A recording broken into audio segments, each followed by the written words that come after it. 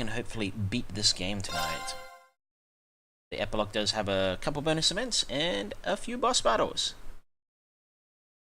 Month 3, so that would be March 9th.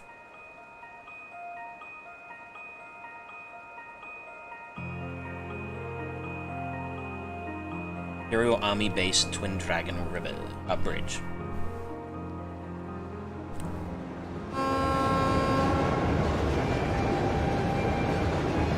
Railway Military Police High-Speed Train Crusader.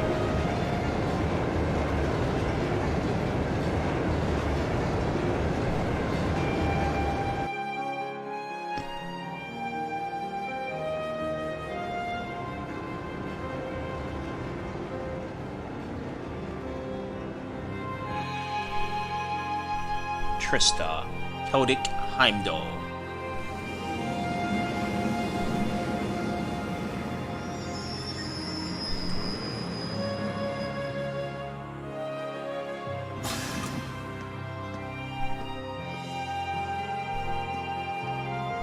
Sorry about that, Valimar. Can't imagine it was a very pleasant trip for you, all bound up like that. It did not present a problem.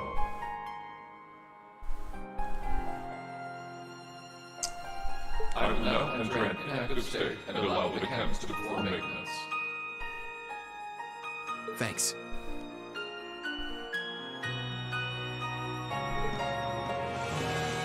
Well then, I'll leave him with you. Sure thing. We'll take good care of him. By the way, it's a real honor.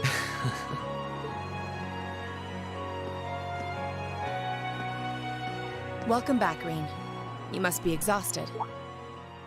Blair. Not really. I barely did anything. Everything went off without a hitch, mostly thanks to Valimar's power.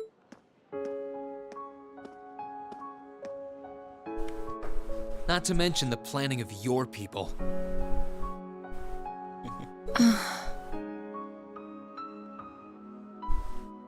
You're annoyed, I take it, by the way we do things. Not really. Regardless of the means, the war coming to a swift end was a good thing for everyone. As for what happened to Crossbell, I'm not in any position to talk. No, those aren't what bother me. I can buy that you had no idea Rufus was an Ironblood, but did you really not know about my real father? I didn't have any hard evidence, but I did suspect that might be the case. You just seemed somehow similar. The air about you, your facial features. I was always puzzled by how fascinated he was by your class as well. I see. Excuse me then. Right.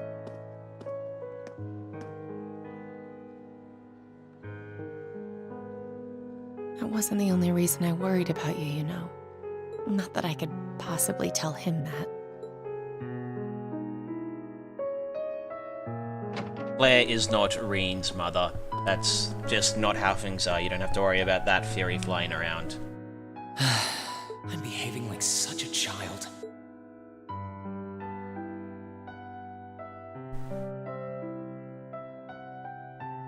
It's hard to believe it's been a whole month since I was here last. Guess it didn't snow after all.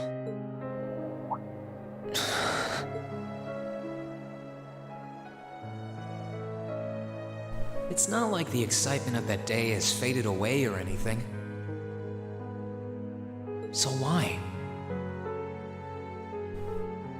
Why do I feel so cold? Huh? Looks like it did start snowing. Oh, we need flowers. Welcome back, Rean.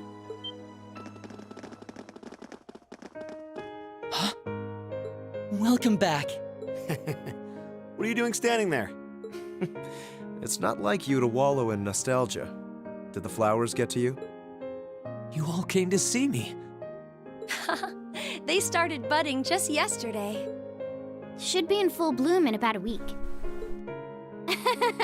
Guess some of them couldn't wait. I guess not.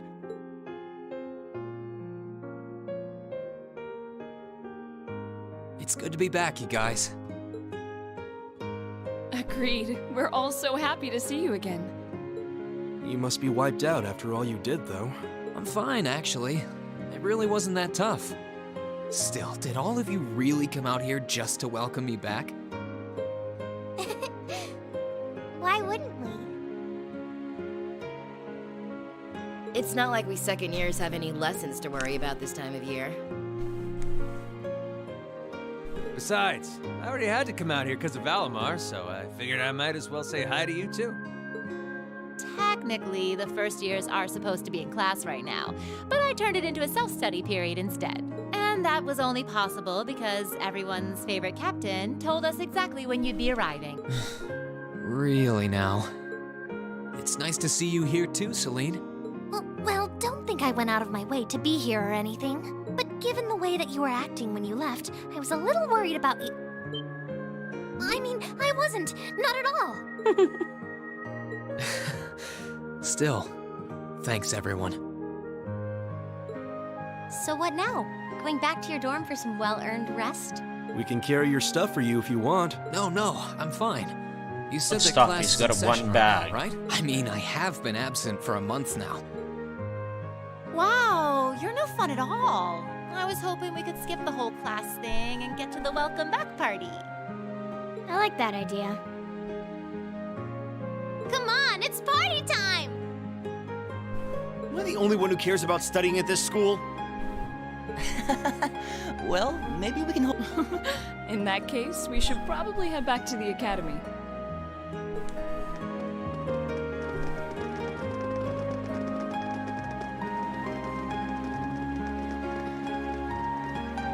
Oh, by the way, Reen, it's nice to have you back.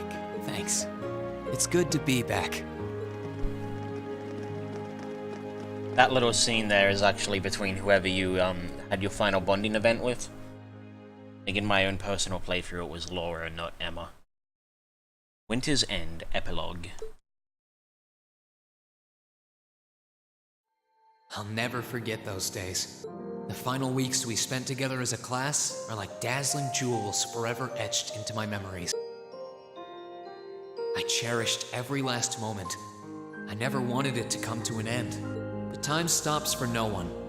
The minutes and hours kept passing, and our days together were slowly coming to a close. After what happened, Belflame Palace soon returned to its original form. It was almost as if everything that took place there was some sort of dream. People's memories of that day started becoming vague. Many were convinced it was some kind of collective hallucination. Thus, the effect of the great system that hides the knights, the Ashen and Azure, that the witches, the Hexen clan witches apparently operate a part of, came into effect. That may have been in part a result of the chaotic days that followed, brought about by the Chancellor and Rufus. After the war, the entire country feared that Calvard would invade Crossbell and try to take it for its own. Using that to his advantage, Rufus quickly convinced the nobility to support him, pledged to cooperate with the Chancellor. And in January 1205, the combined forces of both Imperial and Provincial armies invaded Crossbell. Crossbell no longer possessed the weapon of mass destruction that had annihilated Gorelia Fortress. Thanks to that, the city was occupied in a mere day, with no bloodshed. Calvard was quick to react, sending countless airships to try and drive the Imperial forces out. However, between Rufus's leadership and the combined might of the tanks and soldats under his command, they were quickly repelled. As for me, Chancellor Osborne's words became the reality. Valimar and I were heralded as those responsible for Heimdall's liberation. And as the purported hero to the nation, I'd received and accepted a request in February to back up our forces in Crossbell. It was there that I found myself suddenly leading numerous soldats and fighting off the Republican army. Before I knew it, everyone around me was referring to me as the Ashen Chevalier. At this point, Reen just has no idea what to do with himself. And that bit of melancholy that he currently has is going to go on for quite some time. The month in which Class 7 would finally say their goodbyes. he moves forward, but doesn't know where he's going or why. Opposed to some of the other characters who know what they want to do. And that brings our history review right up to the dawn of the modern era.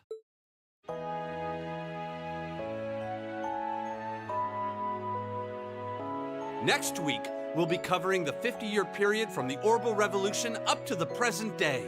We're blowing through this material a lot more quickly than I would otherwise, so try to keep up with your reading. Oh, and Emma and Machias, if you see anyone struggling, try to help them out, okay?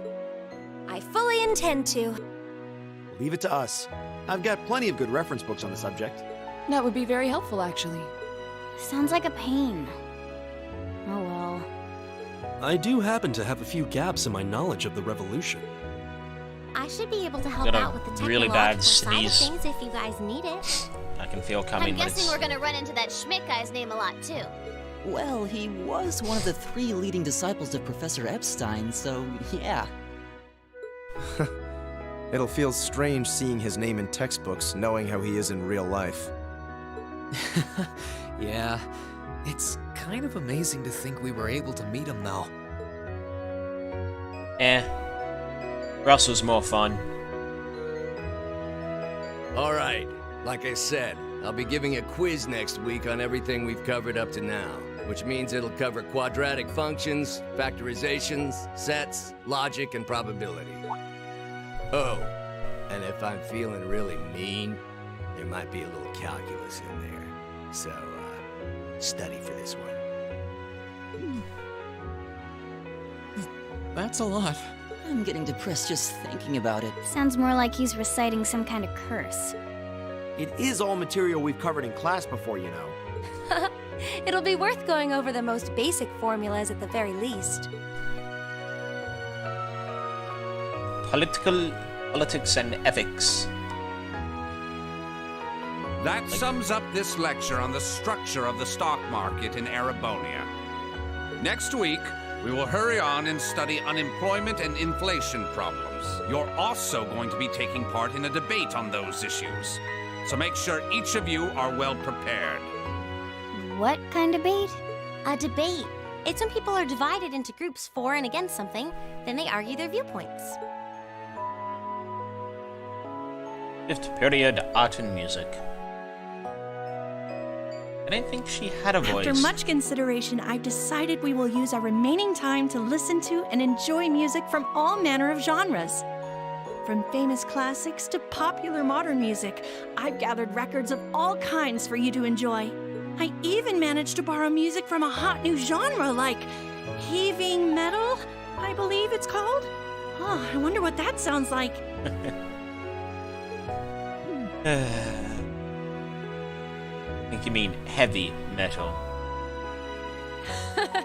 Nice work, guys. I wonder what her opinion of that would be.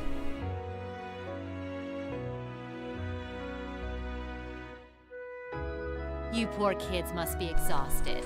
Feels like all your other instructors are dead set on cramming your brains with as much material as humanly possible. I want to crawl into a hole and die.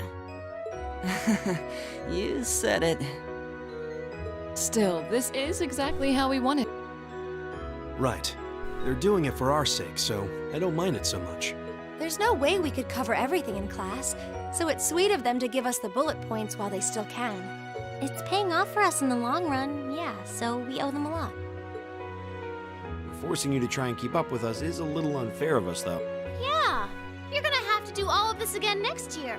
Are you sure you're fine with this arrangement? Of course. This is to my benefit, too. If I get all of this crammed into my head now, maybe I can even come out on top on next year's midterms. Well, that's some confidence. I wouldn't be surprised if you actually did it, though. He did come in 7th in the midterms this year, remember? I'm probably just being too optimistic. Nah, I wouldn't say that. Guess we'll know for sure next year.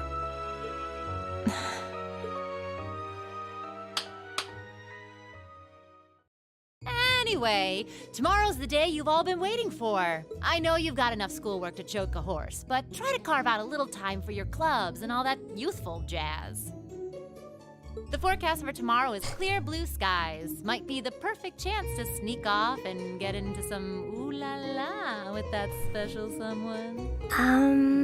And truly, you teach us all by living your life as a shining counterexample. Spoken like a true lifetime member of the Lonely Hearts Club, instructor. Hey! I'll have you know that there are plenty of guys who would do anything for a private lesson with yours truly. But if that many men are interested in you, how can you spend so much time drinking alone in your room? I think the polite thing to do here is just smile and nod. If you keep setting your sights on guys like Laura's dad, you might as well just buy a couple cats and get it over with. It does That's seem like harsh. she's fighting an uphill battle to find a good match. Just you wait, guys. In 2 weeks, when you see the hordes of chiseled, elegant gents draped over me, we'll see who has the last laugh.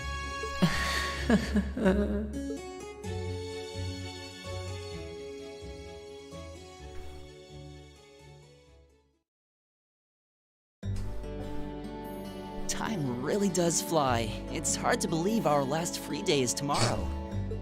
Yeah, it felt like we still had more time. For me, it feels like it's been ages since I last had one.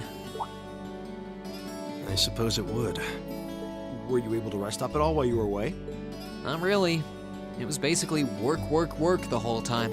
I did get taken into Crossbell City during what time off I did have, but I can't say I felt very comfortable there. I'm sure. Indeed. That must have been more painful than anything. To the people of Crossbell, we Erebonians are aggressors.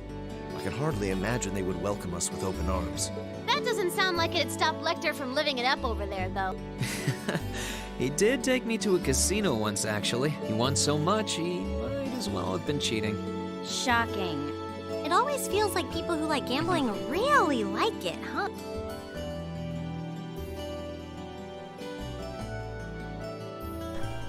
So if you remember from Trails in the Sky, the does third, anyone have anything planned for our free day? Lecter spent a lot of his time while he was back at the academy running away, gambling. Remember, it's the very last one, so make it count. We wouldn't want to end the day with any regrets. True enough. Although, I wonder if I'd end the day regretting that it has to end in the first place if we made it too much fun. I've got so much that I want to do, I'm not sure where to start. I know I want to attend practice, at least. Oh, same. I've got to go taste test some new dishes for the cooking club, plus Kershus has a new menu up, and... How many stomachs do you have? Will you be helping the student council tomorrow, Reen? That's the plan. It sounds like Toa will finish handing all her work over to the others today, but they're bound to be busy, so I thought it'd be nice to take some of it off their hands, whether they like it or not. Ah, Reen, ever the reliable gopher. Well, at this point, it's sort of just his normality, and after what he just went through, he probably wants to get back to a bit of normality. That's a very you response. If there's anything we can help with, let us know, okay?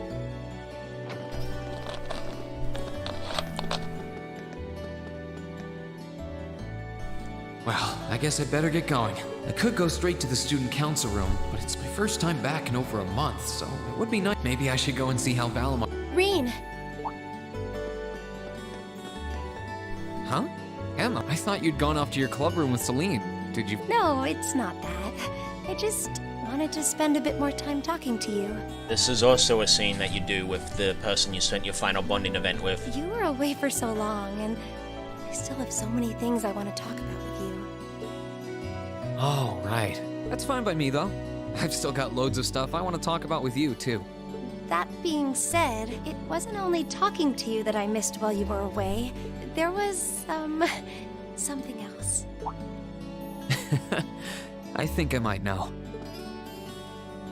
So, what do you want to talk about? Anything is fine with me, as long as I'm with you.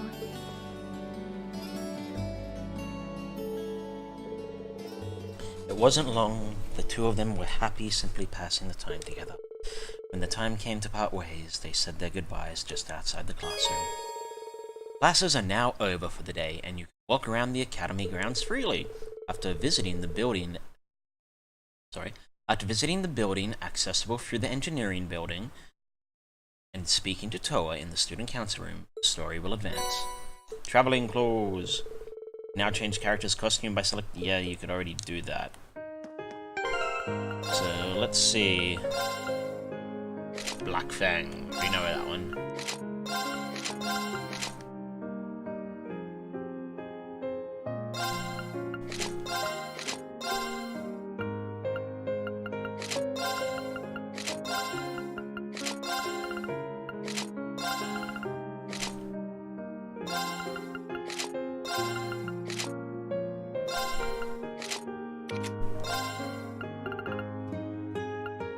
Put everyone back into their casual clothes.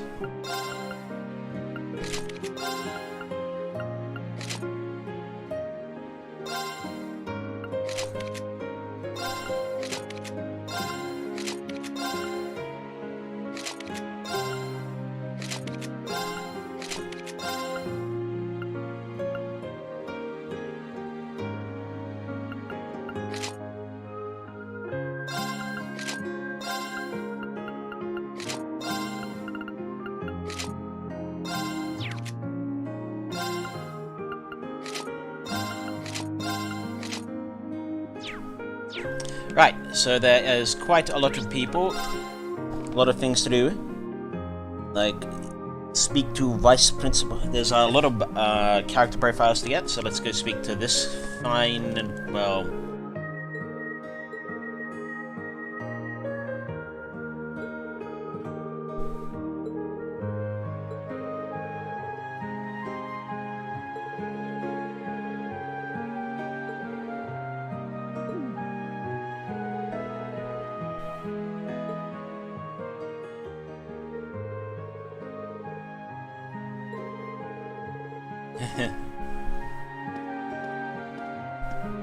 Alright, there's also, let's go talk to Thomas over here.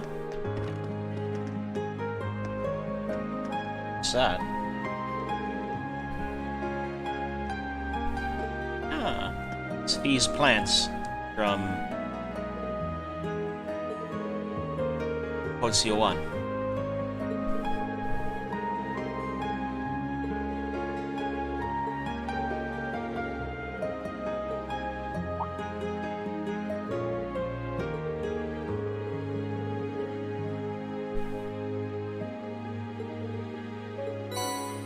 Coded reports. I am going to read all of those.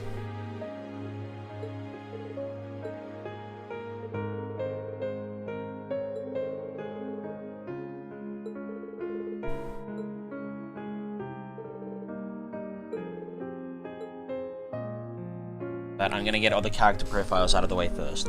So Bridget is our next one in the music room on the second floor.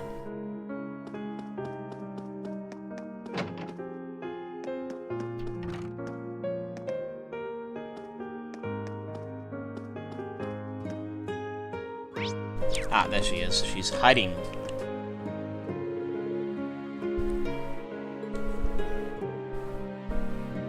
Then Mint and Hibel. Or Hibele? I don't know how you pronounce his name.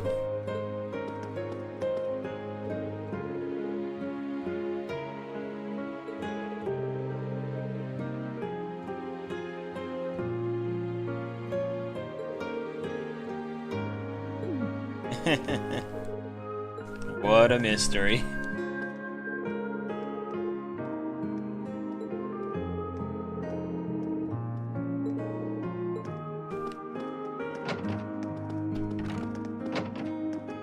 Mr. Nicholas.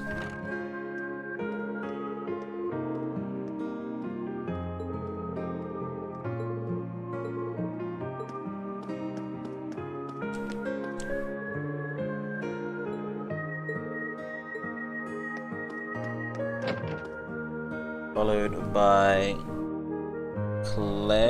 Clara in the art room.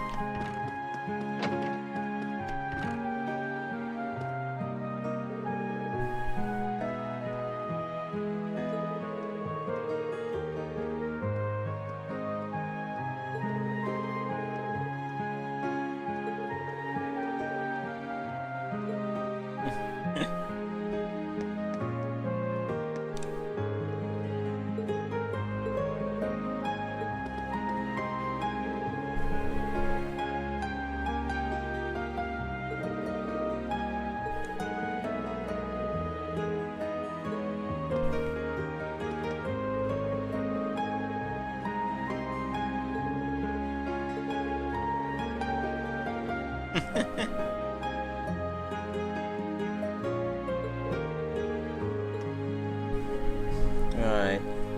So Vincent in the main building rooftop, who's probably with Saritha. And nah. Margarita isn't around.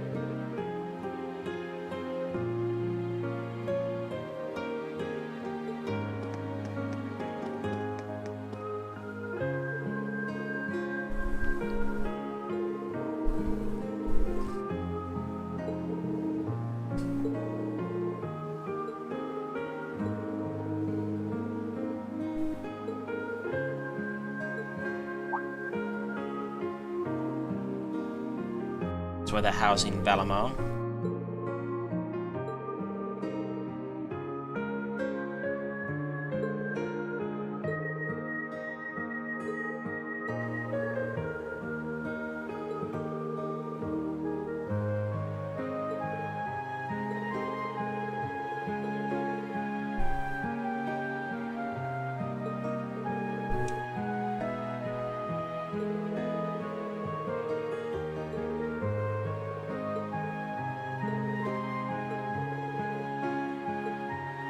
Alright, next up is Ferris and Emily and Teresa in the Student Union building.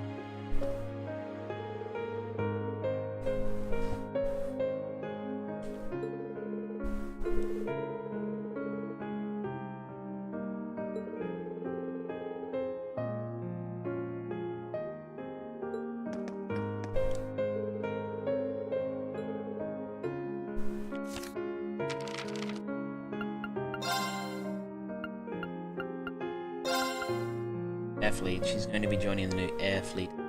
Teresa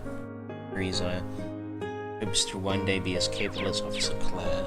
Next is Fidello in the Photography Club.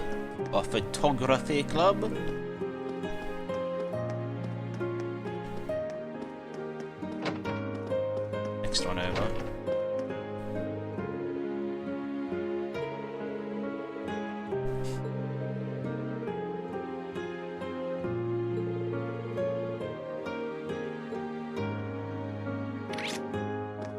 Too bad we can't get first-person views.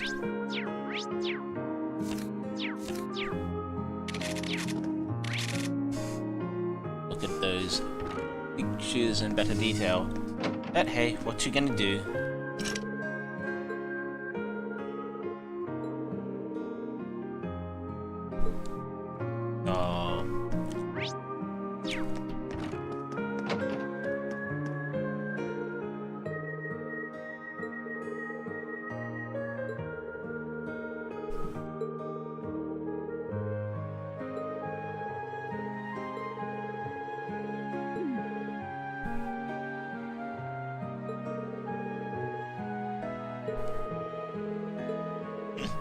It's like half the people I know that fish. Orochi Master Quartz. I'll check that out in a second.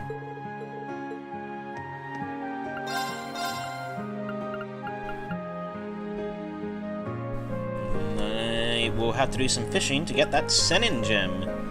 Or +2 gives Maelstrom plus 2500 HP and 100 arts defense. It's pretty solid. I mean, there's nothing bad about that. But what does... Emblem is maxed, so I'll take that off him.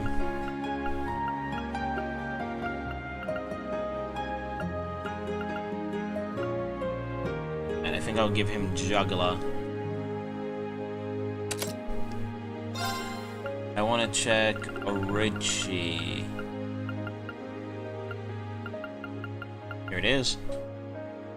Randomly increases physical damage, increased by a maximum of 125. Randomly increases magic damage, increased by a maximum of 75. Maybe I'll just put that one on him. Pandora is not maxed. Wing is not maxed.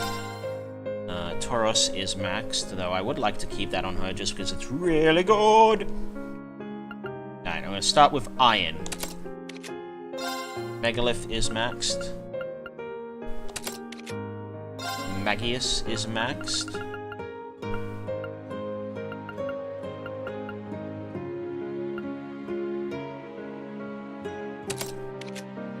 Cypher is not maxed. Chevalier is not maxed. Not maxed. Not maxed. Maxed. Scepter. And I am going to use all of those. I might honestly just grind them all out in the final dungeon on my own personal time.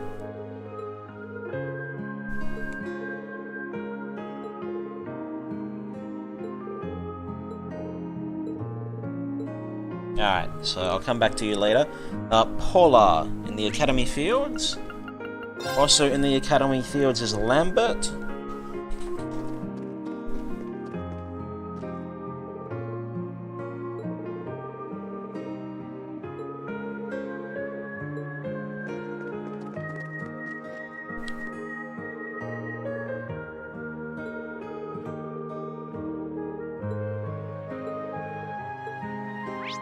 And in the Gymnasium, we have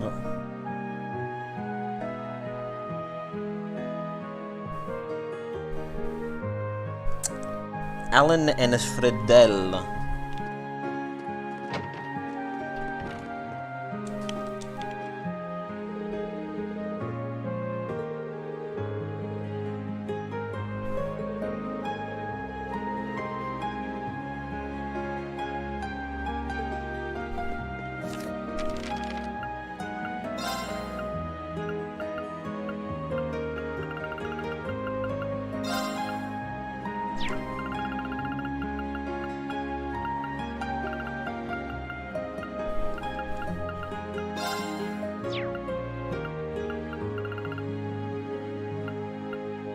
There's Beryl. There's Beryl.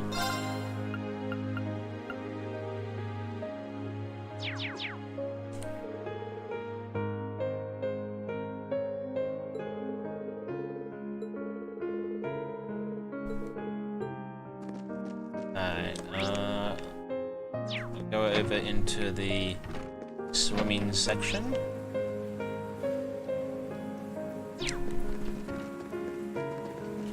Here we have Casper. And on the other side we have, I think that's Laura and Monica.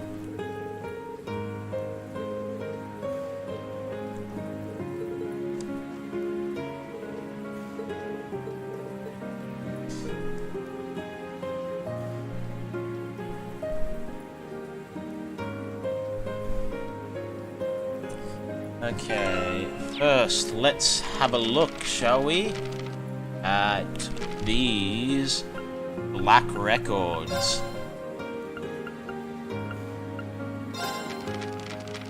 That still are not readable. Unless it's in...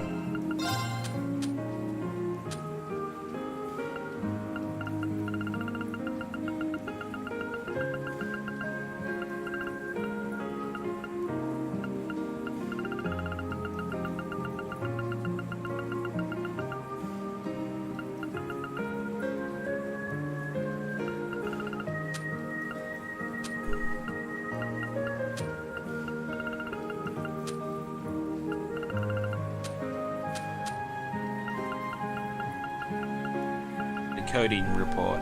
A report on the contents of the black records to instruct best read during the evening.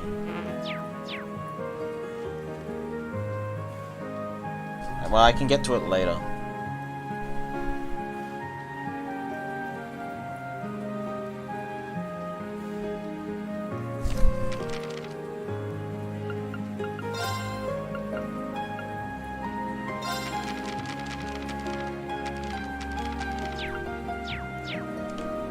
Best read in the evening, so I might not be able to do anything with it now. So, engineering building, we're gonna go talk to Valimar. Hey there, Rain.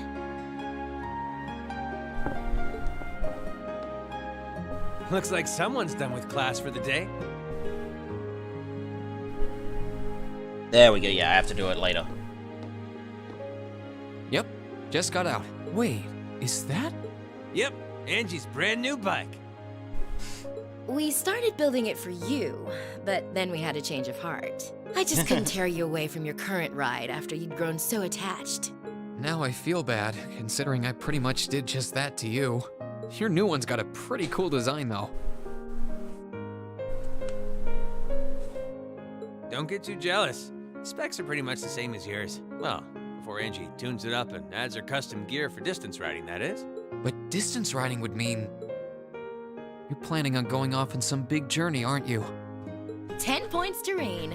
I just felt like it was time for me to go out and see the world for myself. My martial arts teacher did the same thing once, so I'm sure it'll be a valuable experience for me. The plan for now is to travel through the entirety of Zemuria. That's not a very specific plan, and a pretty sizable journey. You can say that again. I have no idea where she finds the energy. Oh, really now? Your plan to visit the continent's most famous engineering factories is pretty much exactly the same thing. You really think so? I take it you'll be leaving Erebonia for a while too, George? Seems that way. First stop's Liberl and ZCF. Always wanted to see it. After that, I got my heart set on a trip to the Epstein Foundation over in Lemon State. While I'm at it, I think it'd be nice to pay a visit to the Vern Company in Calvert, too. Will you even be able to get into Calvert at this point? Hey, I didn't say it'd be easy. But I think I can pull some strings. The real reason for this trip is to figure out what I can do as an engineer to help smooth over our international relations. Meeting the continent's finest engineers and discussing things with them should really help get the ball rolling on that. You've thought that far ahead.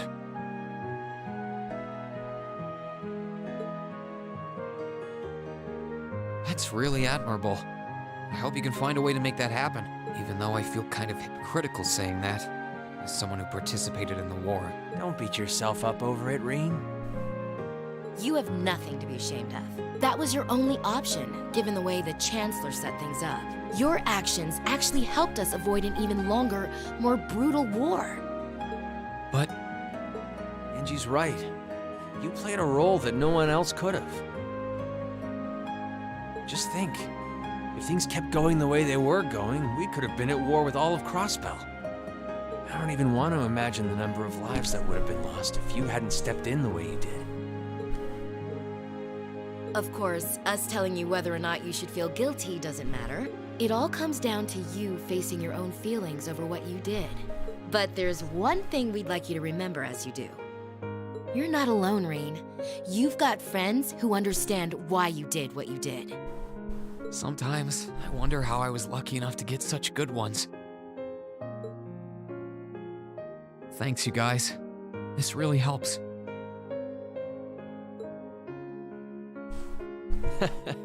Don't mention it. On a completely different note, why don't you pay Valimar a visit while you're here? You spared no expense making sure he'd be nice and cozy in there. I think I will, but not to discredit your coziness efforts or anything, but he seems fine no matter where I leave him. Well, aren't you a sweet chevalier? Maybe I'll check in on him in a bit too. Alright, before that I want to talk to Georgia boy.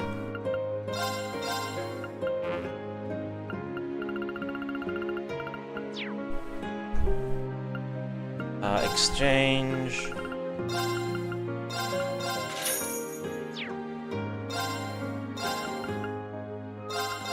No, I shouldn't do this, since I still have to level up one person. But at this point, I don't particularly care, because I want a lot of money for something that's going to come down the line in a little bit.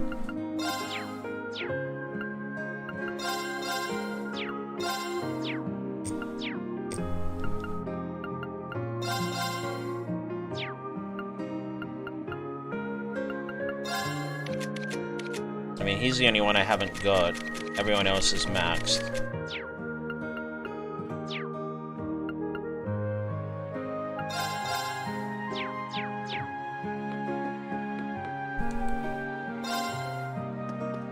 Say hi to Valley. Night sold out storage area. Hey, Valimar. How you holding up? Relatively comfortably. My ability to self-repair means that maintenance is not mandatory, but I expect it will increase my operating efficiency. Glad to hear it. This is going to be our new home base for the time being, so you can get in as much maintenance as you need. I'm gonna need you a lot in the days ahead, Valimar. I will strive to meet your expectations.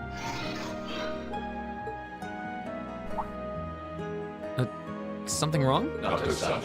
I thought I sensed something unusual, but it must have been my imagination. You really are getting to be scarily human these days, you know? What was it you sensed, though? A person? I am unsure.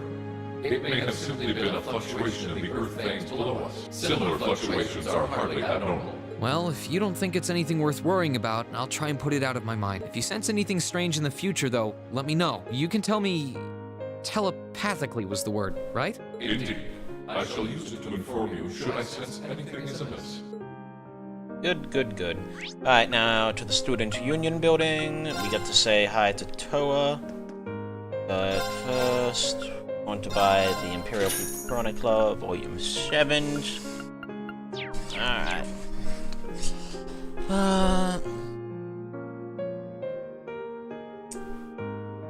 Alright, so let's go speak to Toa. Then we move into the next day, the final day of the game, I believe.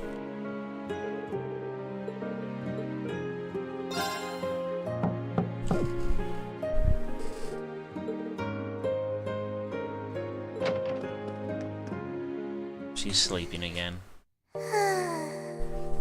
We have a bad habit of doing this. Yep, I knew it. No wonder she fell asleep. She must have been really busy getting everything sorted out for the spring.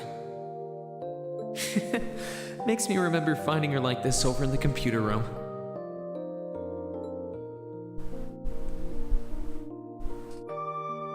Oh, right. I probably shouldn't look too much or she'll get mad when she wakes up. Angie, George, Crow.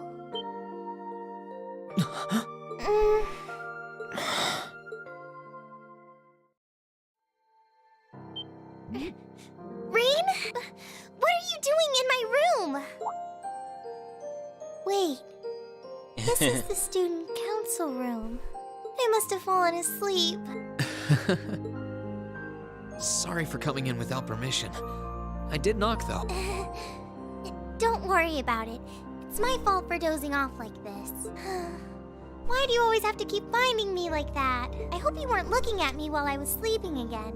I did try to look as little as possible. Well, if you say so. Is something the matter? You're not looking too well. No, I'm fine. Maybe the light streaming in through the window is making me look off color? I feel fine, really. Come with me.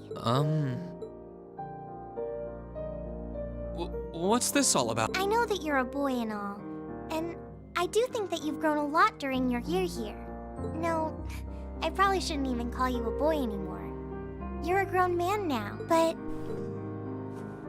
that doesn't mean you always have to stand and endure everything life throws your way. Okay?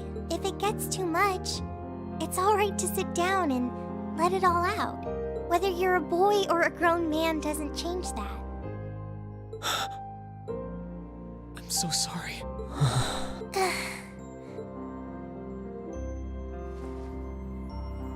I'm so sorry. I promised I'd bring him back. I promised I'd make him graduate with you, but I couldn't do it. It's okay. You did everything you could. You made sure he knew how we all felt. And you let all of us know how he really felt too. So, don't get so worked up about it. Oh.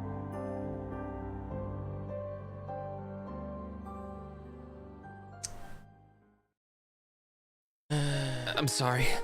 I didn't want anyone to see me like that. Well, I guess we're even then. Not like I jump for joy every time you catch me sleeping. Have you finished getting everything ready for the next student council now, by the way? Yep, my days of being president are almost done.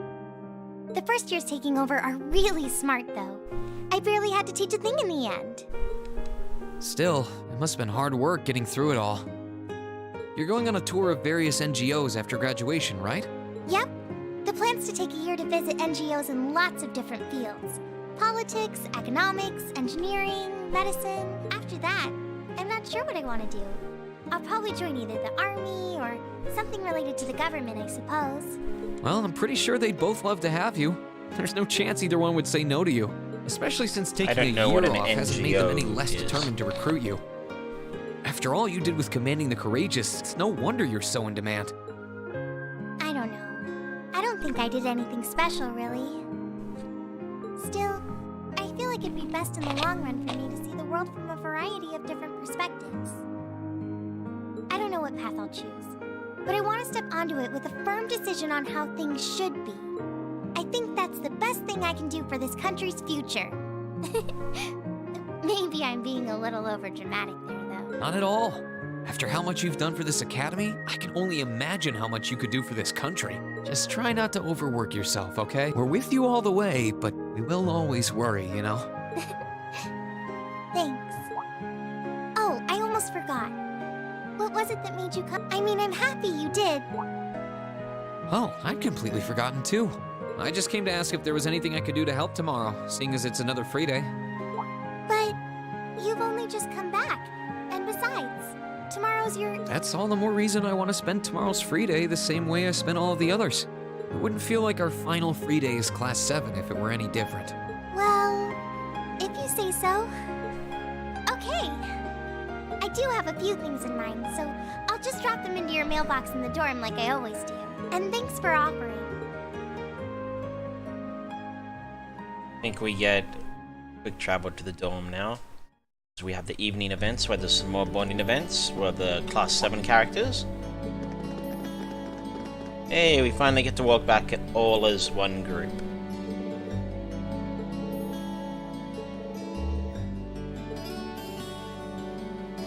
It only took almost 2 games to do it.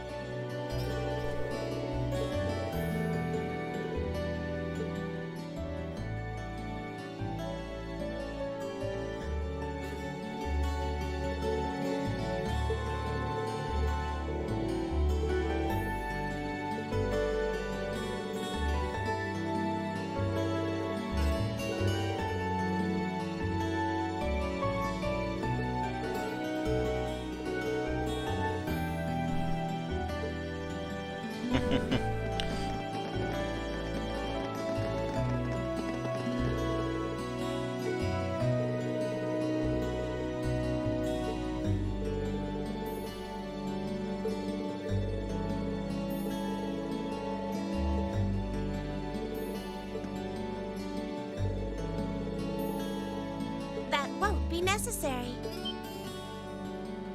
Huh? Sharon? What reason could you possibly have for being here? She's still technically The chairman gave me her permission to return to my former position as your dormitory's caretaker.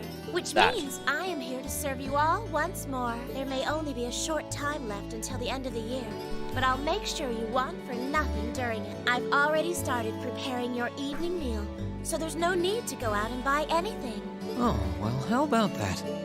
I'm fine with this. We will gladly accept your offer. Sharon's cooking's better than whatever grub we could rustle up together anyway. How do you manage to get permission from Mother in the first place, though? Weren't you helping to rebuild the Rhineford group? I thought the company was getting so many orders in, it was struggling to keep up. Now that Master Gwyn has returned to the company, everything is back in order. He and the chairman have been speeding through one task after another since he got back. Amazing. Absolutely amazing. So the former and current chairman make quite a team. Boy, I'm starving. Wouldn't mind a drink either. With the weather getting warmer, it's just about time for peak beer season. Huh? What are you guys all gathered out here for? Oh, why are you here? It's a pleasure to see you too, Lady Sarah. I brought a bountiful supply of smoked oysters and sardines. If you'd like a snack to accompany your beer, would you like them alongside your dinner? Damn it. Yes. I'm surprised she can just walk around in public like this. You know, considering her affiliation. I'm guessing there's some sort of agreement in place between Rhineford and the government to leave her alone. Though, even if there weren't, I can't imagine anything would be able to stop Sharon from doing what she wants.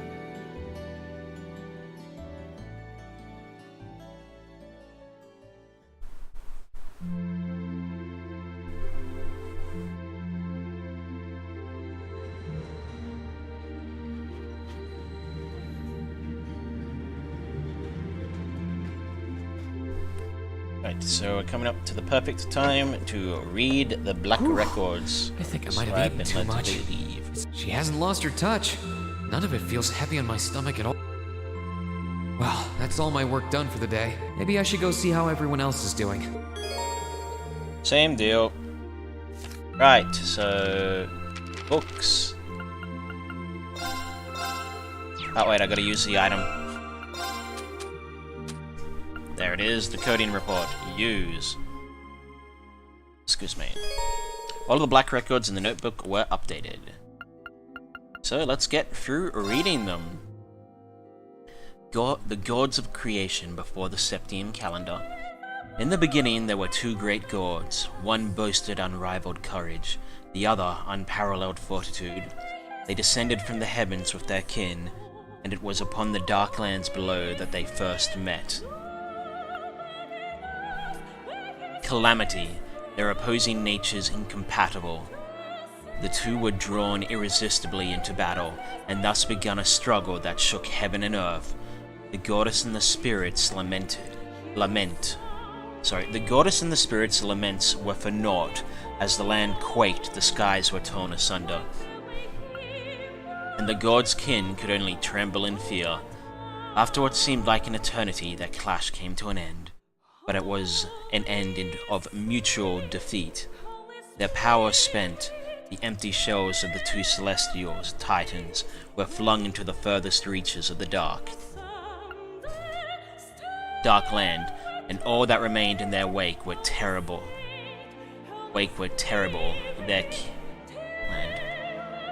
All that remained in their wake were terrible, their kin and the great power.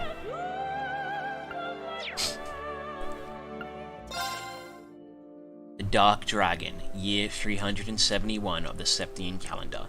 200 years after Heimdall was first founded, Ruin rose on monstrous wings from the depths of the earth. Its name was Zoro Agruga, the Dark Dragon, a malevolent creature of terrible power. It spread a miasma throughout the capital that turned Heimdall into a city of the dead. But the horrors did not end there.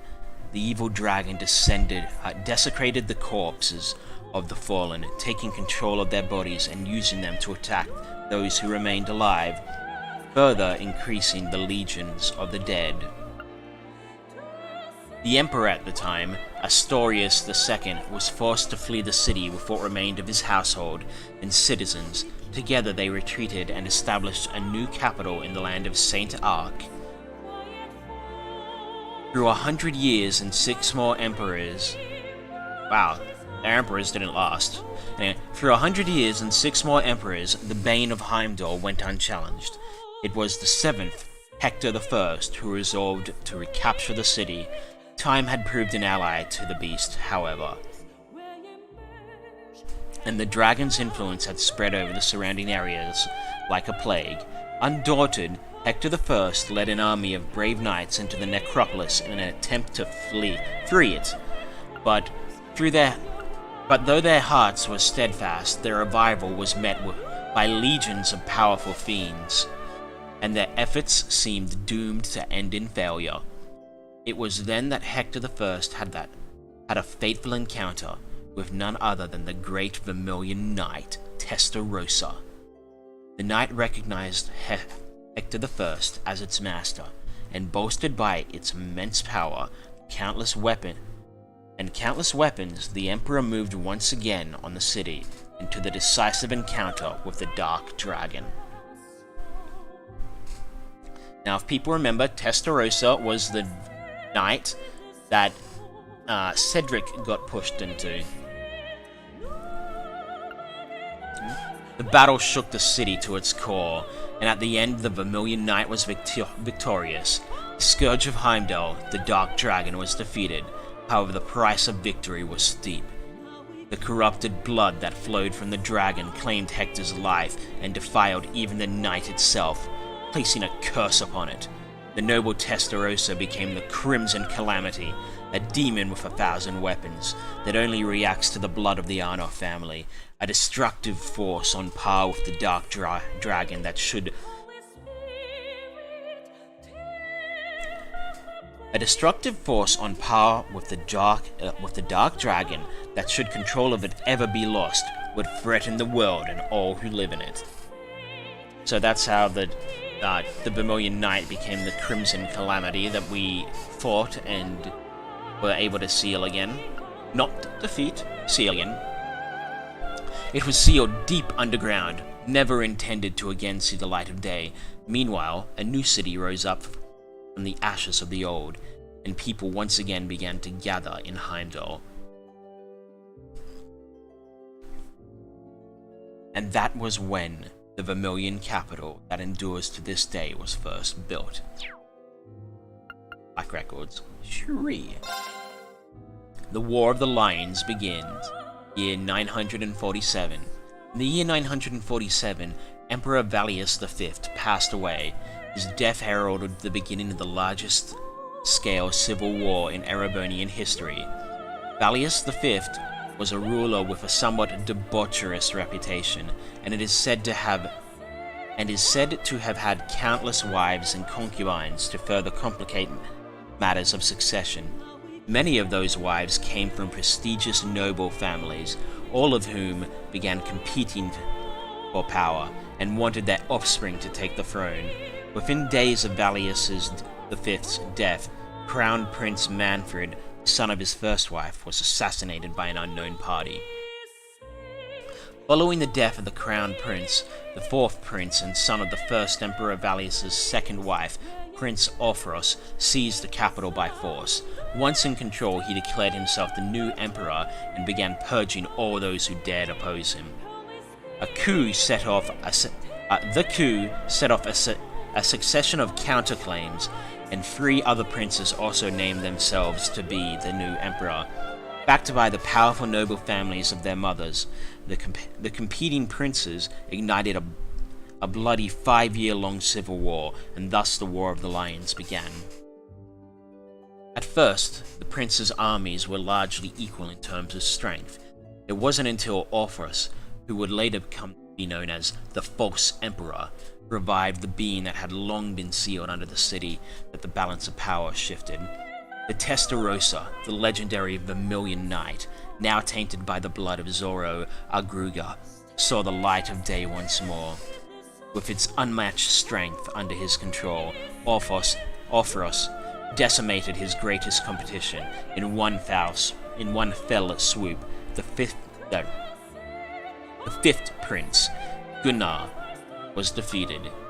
It seemed inevitable that the armies of the other princes would share the same fate, but it was at this pivotal point that the war took yet another surprising and sudden turn. This unexpected development came in the form of another great knight, the Palatine Knight. The famed champion was acquired by Prince Lucius VI, and the youngest of the feuding brothers. And with its power, he was able to defeat the army of the brilliant status. Yeah.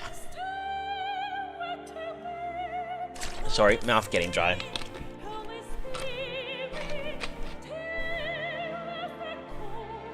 And with its power, he was able to defeat the army of the brilliant strategist and second Prince Albert. Victorious and backed by the knight's power, Prince Lucius was poised to challenge Orpheus, Prince Gunnar, and Albert's armies. However, were not completely wiped out and decided to join forces with one another in order to oppose the other princes. It was thus that the war became one fought by three separate groups: Prince Orpheus with the Vermilion Knight, Prince Lucius with the Palatinate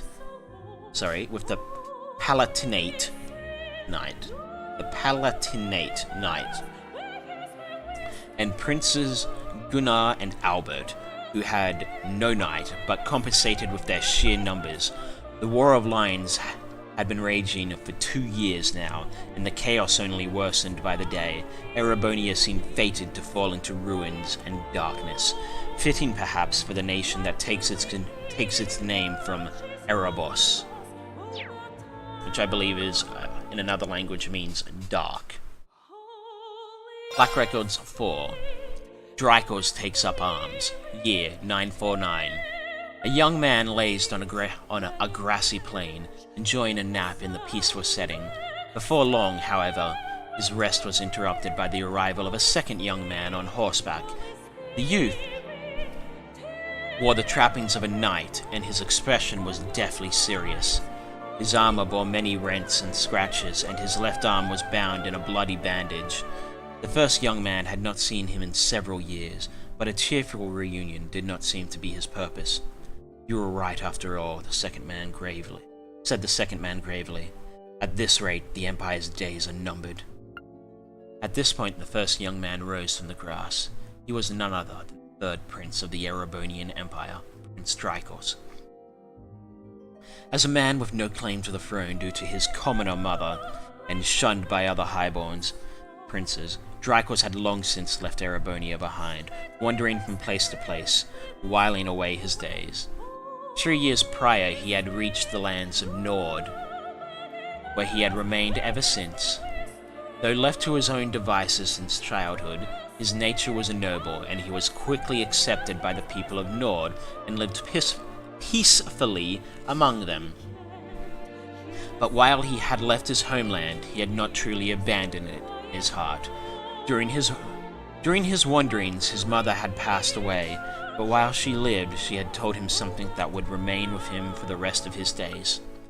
The blood flowing through you will not allow you to turn your back on the Empire's suffering. Prince Drykos had turned those words over in his head again and again. What could a powerless vagrant like himself truly hope to do?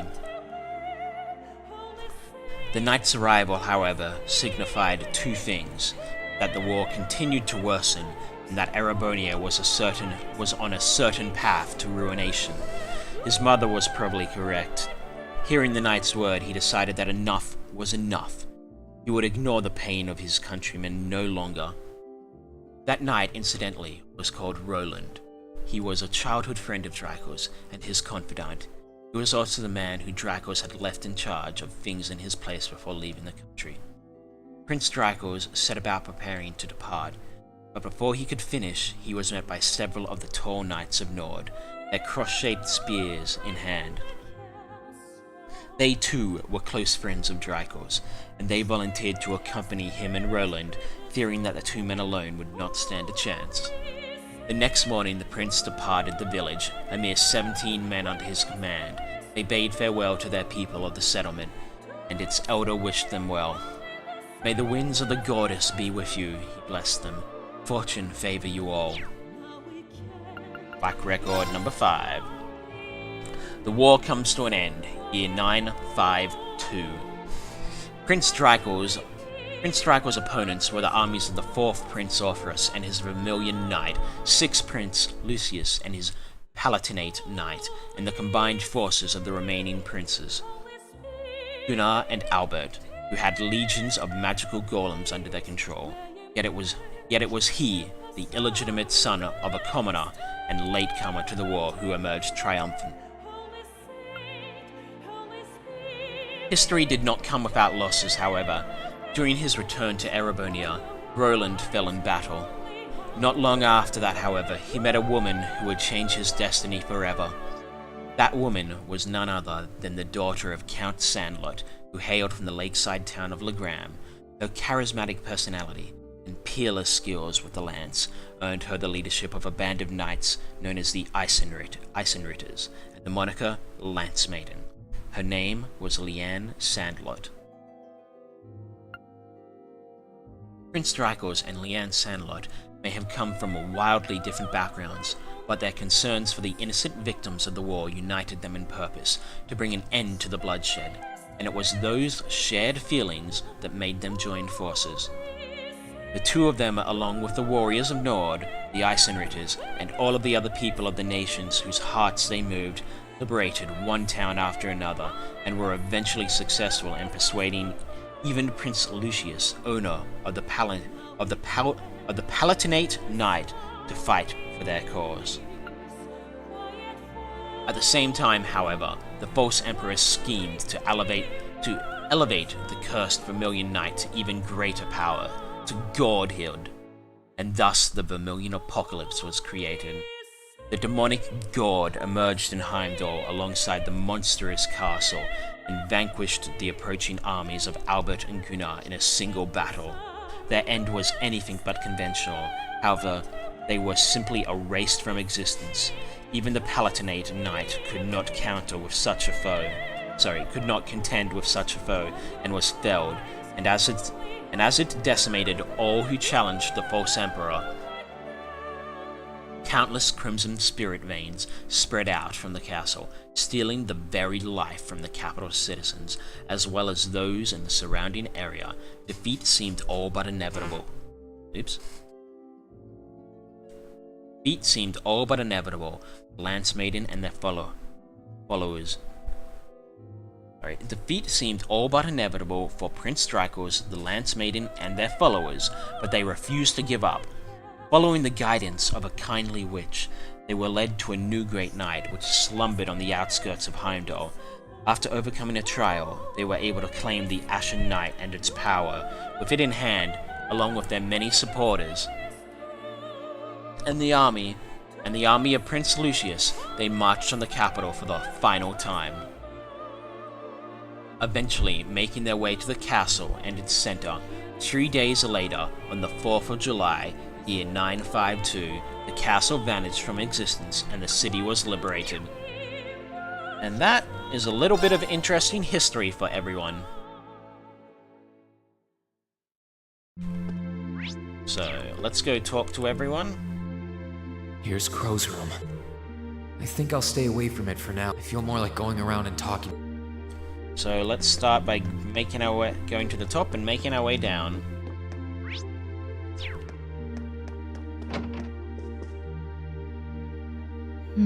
Something on your mind, instructor? You could say that. I've been mulling over how things are going to be come next month, but all this soul-searching's giving me a headache. Well, it'll probably feel strange being back with the guild for the first time in 2 years, and I'd bet they'll be glad to have you back.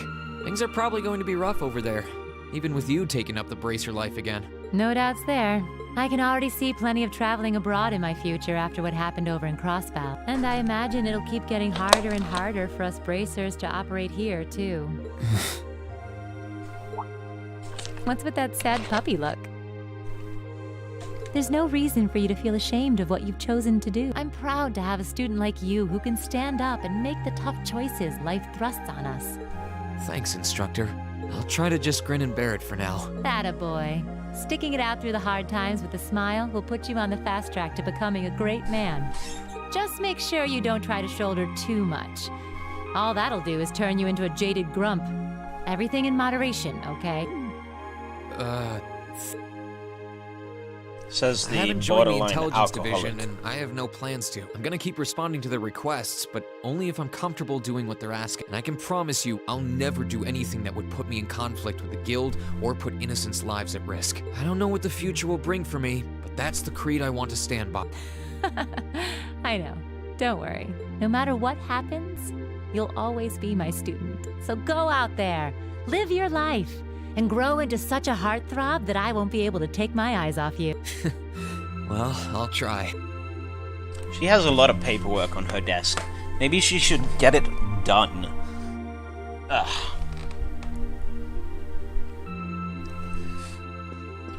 And she, once again, has a lot of booze in her room. A whole crap ton of booze. Jesus Christ. Milliam, how you doing, girl? What's up, Milliam? Oh, hey, Reen. It's nothing. I just feel kinda down. Down? Yeah. I was just thinking about how everyone was at dinner time. Sharon's food was really nice, and we all seemed like we were having a good time. But I don't know. It was weird, like we were all upset but didn't want to let it show. It's been bugging me. Oh, so that's why. You really have grown so much these past few months. And not just mentally. I think you've gotten a little taller, too. Maybe. About 2 rage or so? Judging by my specs, I'm not gonna get much taller than this, though. I'm Mini Milliam forever and ever. But you never know. Maybe I'll grow up to have boobies so big, I can use them as a shelf like Emma's.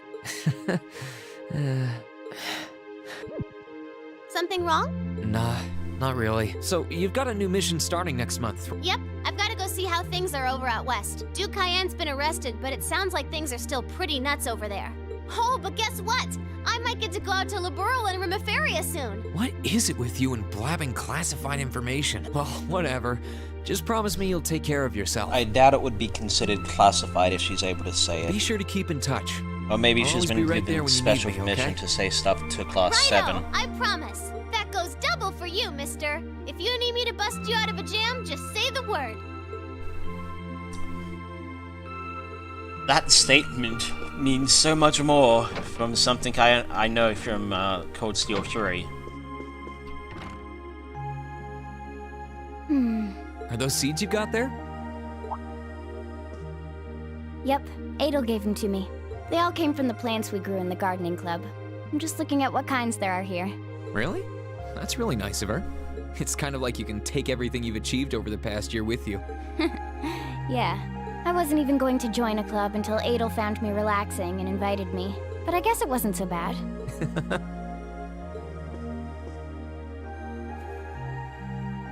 Don't you worry.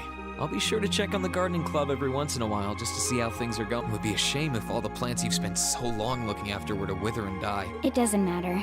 Even if they do, they'll eventually bloom again somewhere else. Kind of like us. When you put it that way, I suppose you're right. What's wrong? Nothing. This one and... What are these for? They're the easiest ones to look after. You can try raising them if you want. Don't worry if they wilt or anything, though. When I found the others from Zephyr, I'll come back and check if they're still blooming. If they are, you get a pat on the head. Hey, I thought the head rubbing was my job, but I'll give it my best shot. Wonder what Thee's gonna look like when she's like 20. I mean, she's only a year younger than everyone in... Well, she's only a year younger than Reen, and she's only about half a head smaller than him, so she's got a fair bit of growing to go. I mean, I suppose so does Reen and everyone else as well, but...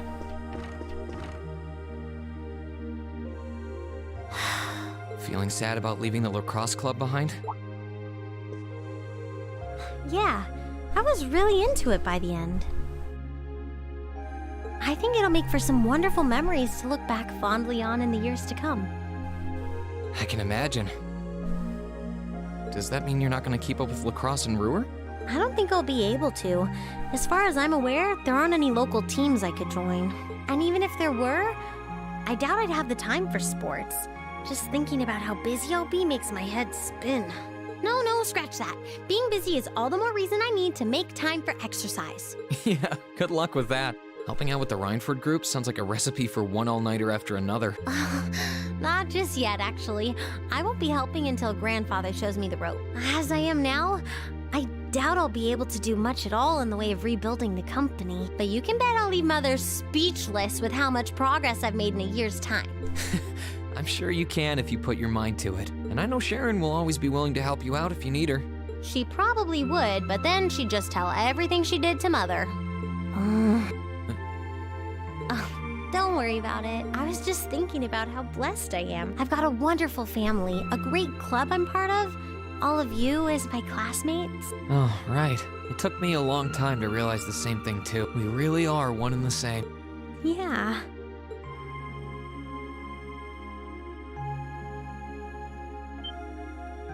Lisa. I'm just feeling a bit emotional all of a sudden. I don't know. Nothing's wrong, though. I promise. But... Still, let's both make the most of our free day. It's the last one we'll ever have as a class. The last thing any of us want to do is end it with regrets. Yeah. Agreed. Let's make it a day to remember for both of us. It looks like I'm going to be staying up a bit later than I intended to, unless I decide to... Actually, I'll talk to you next. Because it's already... 1:30 here. What are you looking at, Laura? It's you, Reen. I'll show you. You and Monica got a picture taken together? You both look so happy in it, too. That we do. So I thought it would make a fine souvenir of my time at the academy to take away with me. My mirror's on that being Rex. Oh well, it's a nice photo, and he got permission. For once. I never expected you and Monica would get so close. Between her and Fee, you kind of have a knack for becoming the best of friends with the ones you bump heads with first. Please don't say that. I'm truly grateful to both of them for broadening my horizons. Meeting them enriched my life in ways I could have never pictured before. Truly, coming to this academy was one of the best decisions I've ever made. I didn't realize we'd made such a big impact on you. Well, you did. And don't mind me, I'm just feeling a little emotional. There's no harm in a few tears, I suppose. Yeah. You're not gonna get much rest in with the training you've got lined up. I won't be learning the Arcade School's advanced techniques with training any less intense. I have no idea where we'll be conducting said training, but it will no doubt be as perilous as it will be dangerous. I had to spend a month in the Isengard range as part of mine. I don't think a month's going to cut it with what you're doing, though. It goes way beyond your average technique. Indeed. I'm anticipating that it will take at least half a year, if not more. Father's going to be with me. But with things as difficult as they are, part of me feels guilty for taking up his time. I don't know about that. I think him agreeing to train with you shows how much faith he has in your potential. Besides, in a lot of ways, this might be the best time to do it. That is very true. What's wrong? Nothing at all. Regardless, I'd love to come and visit you should the opportunity. And if it does, I'd like to formally request a duel with you to test how much the two of us have grown. Let's not kid ourselves. We both know who's going to win that duel. But your invitation is all the motivation I need to get plenty of training in myself. Can't have you beating me too badly. I hope you will. We would win if we went all out. Emma! Emma? What are you doing? Oh, hi there, Reen. Well, Dorothy and I decided that we're gonna put together one final collection of stories as a club. Since then, I've been working on a story for the students who will join the club next year. Oh, that sounds neat. Wait, if Dorothy's involved... The content is totally appropriate for children of all ages, I assure you. Admittedly, Dorothy's own story sounds like it'll have a few of her favorite literary elements, but all in moderation, she assured. Not that I'm one to judge. So what kind of story is it? It's supposed to be a fairy tale. I can't pretend it's 100% original, though. I borrowed some elements from a story I heard as a child. It's going to star a golden unicorn and a pure-hearted maiden. Or at least, that's the plan. Sounds interesting. Can I give it a read when you're done? I'll still be here next year, so if I see any first years who seem like they'd enjoy it, I'll recommend it to them. I have to confess, I'm a little embarrassed to let anyone see it, but the whole point of a story is to be read. I was talking it over with Celine, and she seems to agree that there's no real need to worry about Vita's safety. Even for a witch, she was always incredibly powerful, more than capable of looking after herself. So if I were to stay here an extra year, then start searching for her after that... Emma, we talked about this, right? As much as I'd like you to stick around, I think it's better to take care of the opportunities that won't wait. You only get one life to live. You have to make the most of it, instead of feeling obliged to hold back for someone else's sake. That's as true for me and all our other classmates as it is for you. I suppose you're right. It's clear that something's still happening beneath the surface here in Erebonia. Something not even Vita had foreseen. And I'd bet anything it involves the Divine Knights and the mysteries surrounding them. I want to discover the truth behind those mysteries, and I want to see Vita again. That's how I feel deep down. And that's what I think should be my purpose going, but that's not the most important reason I need to head out on.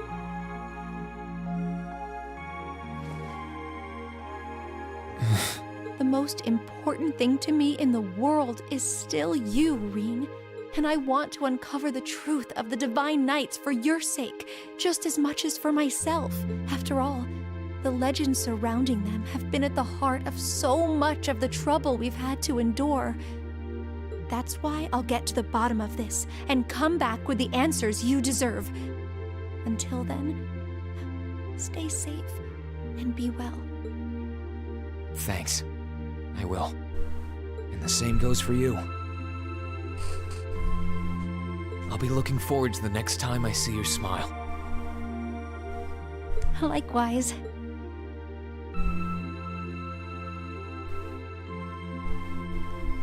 Alright, so let's go down the stairs to the very bottom first.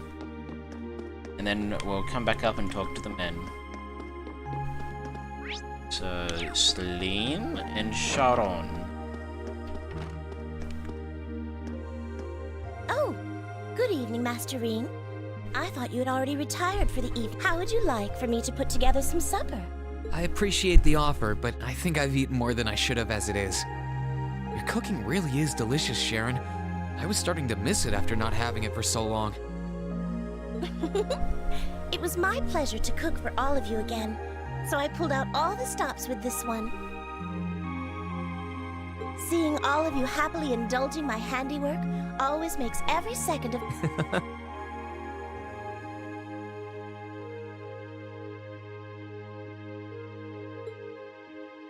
Is something the matter, Master Reen? Oh, I was just thinking about how you haven't changed a bit. I'm not sure it's my place to ask, but is everything all right over at Ouroboros? I can't help but wonder after how things turned out. Vita seems really shocked. I'm afraid I haven't a clue. No word of what's been happening in the society has reached my ears since then. I have no idea where the second Anguis is now, nor do I know what happened regarding the Phantasmal Blaze plan after the Chancellor declared he was taking it over.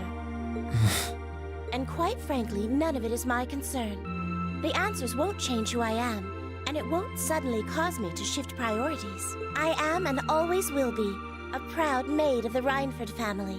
Not because of the freedom we enforcers are granted, but because that is simply who I am. Much like how you being the Ashen Chevalier doesn't change how you are also a proud member of Class 7. I suppose you're right. I'm sure you have a splendid, bright future ahead of you. It's almost time for me to return to Ruhr, but should you ever need me again, Thank you, Sharon. Celine.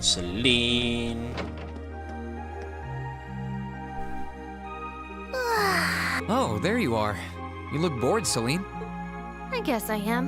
My work's done at this point. I feel like I aged a few decades as soon as the war came to an end. Come on now.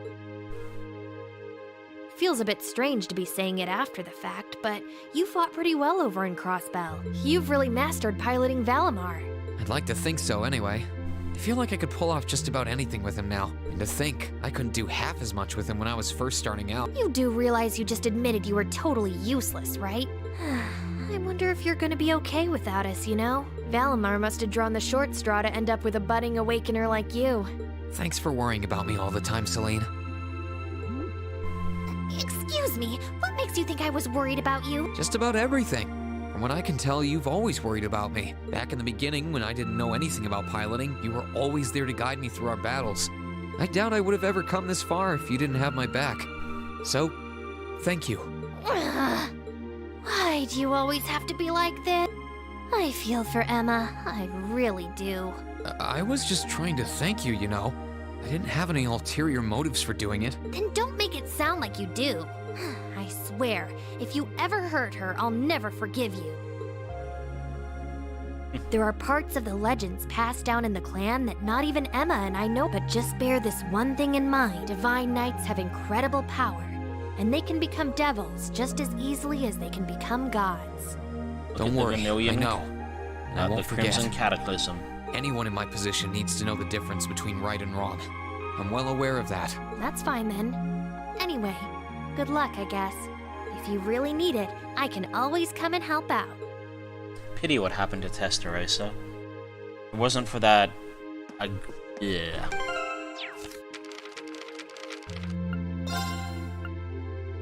The Zoro Agruga could have been quite the thing. Alright, let's start with Gaius. Painting. Are you finishing up your painting, Gaius? Yeah, this is my last one. I want to make sure I'm completely satisfied with it before declaring it finished. That's understandable. You're going to keep painting once you're back at home, though, right?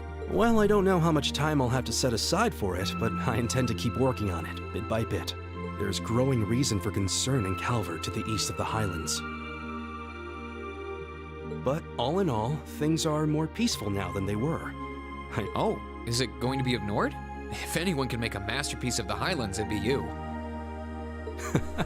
That wouldn't be such a bad idea. But actually, I was intending to paint a picture of the Academy, its students, and the courageous. You mean... Now you're getting it.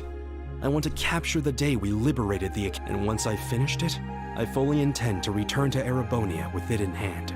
What better way to forever memorialize this place as my second homeland? Man, you really are amazing. Well, if you ever need reference materials, you know who to call. I can get pictures of anything you might need and send them over. I know you're talented, but that's a lot to paint off of just your memory. I'd appreciate that. So, Eustace? Yep. Thought he had a sword hanging up. Something on your mind, Eustace? For the first time in a long time, no. I'm just taking a short break. Looking over an endless sea of documents can be rather tiring on the eyes. He seems to like are those the tax studs. reports you mentioned? Ordinarily, this would be my father's work, but His Majesty has yet to decide his fate. Rufus hasn't so much as glanced in Berea Hard's direction since he took his new job in Crossbell either. As such, the task falls to me. Man, I knew everyone in our class had it pretty rough right now. You've got it roughest. No contact. If my ego had its way, I would boast that filling in for my father is a simple and mundane task. But on top of the paperwork, I'll need to manage the provincial army and oversee the province as a whole. Then there's the matter of keeping the most stubborn of the nobility in check. I don't expect the first 6 months to be pleasant. The fact that you're already thinking 6 months ahead is pretty impressive as it is. Standing in for Duke Alberea like that must take some real confidence. That much is obvious. What is it? It's nothing. In the days to come, more people will be relying on you than ever before. But no matter who does so or what they ask, do not lose your pride as a noble. Act independently, your head held high. Maintain your pride and your autonomy, and I'm sure you'll be fine. Thanks. I promise I will. I'll hold you to that. Yeah, I don't think I'm going to do the final dungeon. I think I'm going to do everything up until the final dungeon, and then I'm going to call it there, because I'm getting kind of sweaty and gross, and not from playing the game, mostly from before I left, when I went to go get dinner. Just generally, I want to go have a shower and get it cleaned up. Hey, Elliot. Taking care of your violin? Yeah, it's taken care of me over the past year, so why not return the favor? I'm actually planning on giving a few of them to the Academy before I go. Just to make sure next year's first years have something to practice with. That's really generous, and sure to make a lot of people happy. And you'll finally be heading off to a music academy, just like you always wanted. I bet they'll push you pretty hard over there, too. I don't doubt it. I'm going to need to be all music all the time if I want to stand a chance at keeping up. Though, to be honest, after all the time I've spent here, I don't really want my life to be completely about music. I love it, obviously, but to be a balanced person, I want to have a bit more variety. For one thing, I don't want to get too rusty with my orbital staff. Good to hear. I hope everything works out for you. Thanks. No, it's nothing. Either way, Heimdall and Trista are really close, so don't be a stranger, okay? I know you're gonna have tons of work to get through between your classes and your missions. Don't worry, I'll make time. I'm sure we'll have plenty of chances to see each other. There's still a ton of Heimdall I haven't seen, too.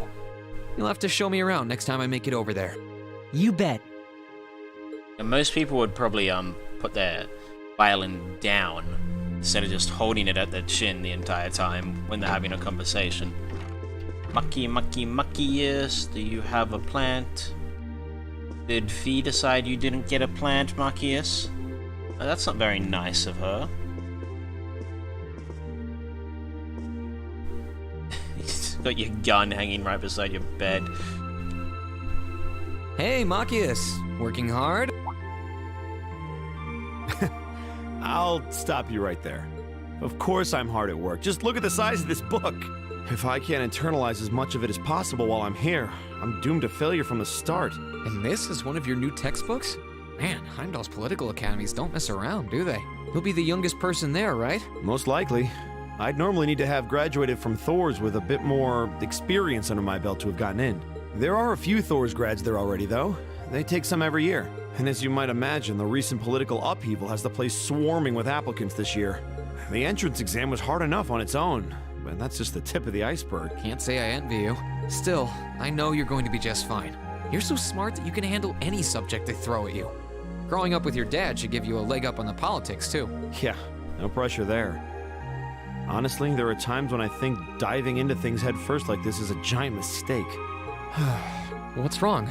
Oh, it's nothing. It's just... I know we're probably going to both be really busy with our own lives come spring, but let's make time to have lunch together once in a while or something. Studying is all well and good, but even I need a change of pace every now and again. I think that can be arranged. The train from here to Heimdall only takes a half hour. I don't see any reason why we wouldn't hang out sometimes. Then it's a date. Right. So I don't think I can go into Crow's room. I just checked one last night, and now I can go into Crow's room.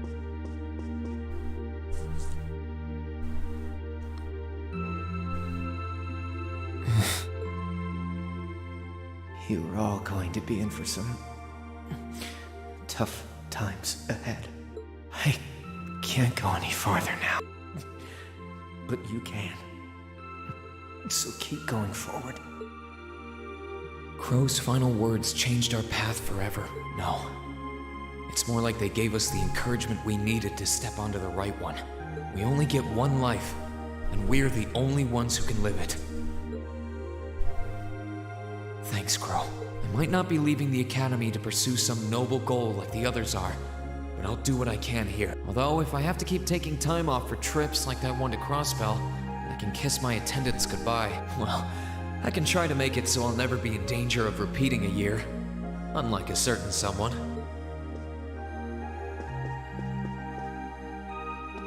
Right, now with that out of the way, we head back to our room. Rest.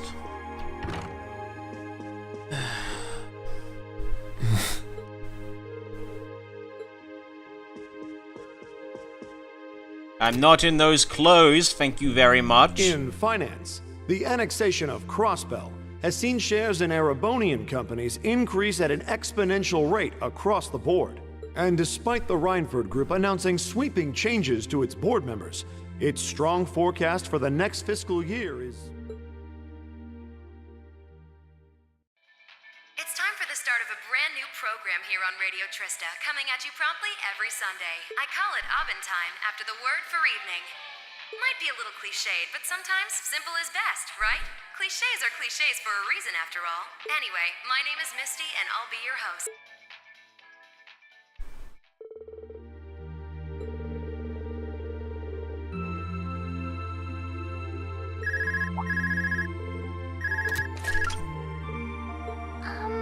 This is you, isn't it, Rain? Elise.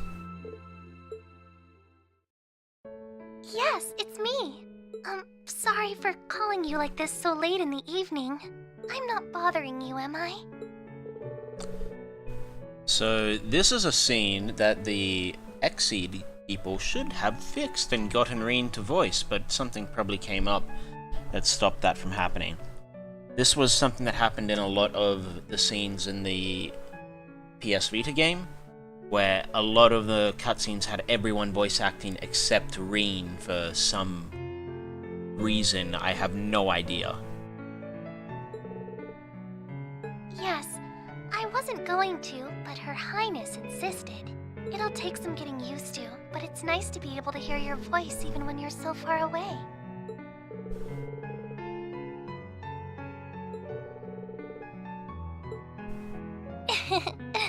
I didn't have any specific reason for calling. It was just that the letter you sent about your return from Crossbell arrived today.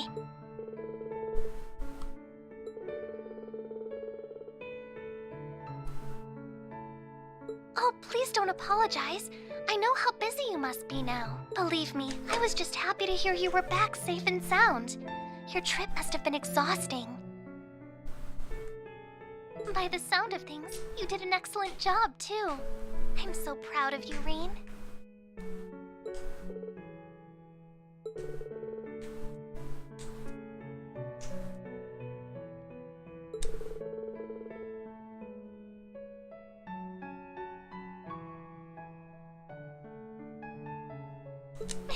If you say so.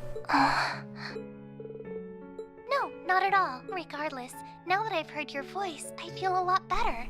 So I'll leave you to enjoy the rest of your night now. Oh, there's no need for that. Good night, Reen. Sweet dreams.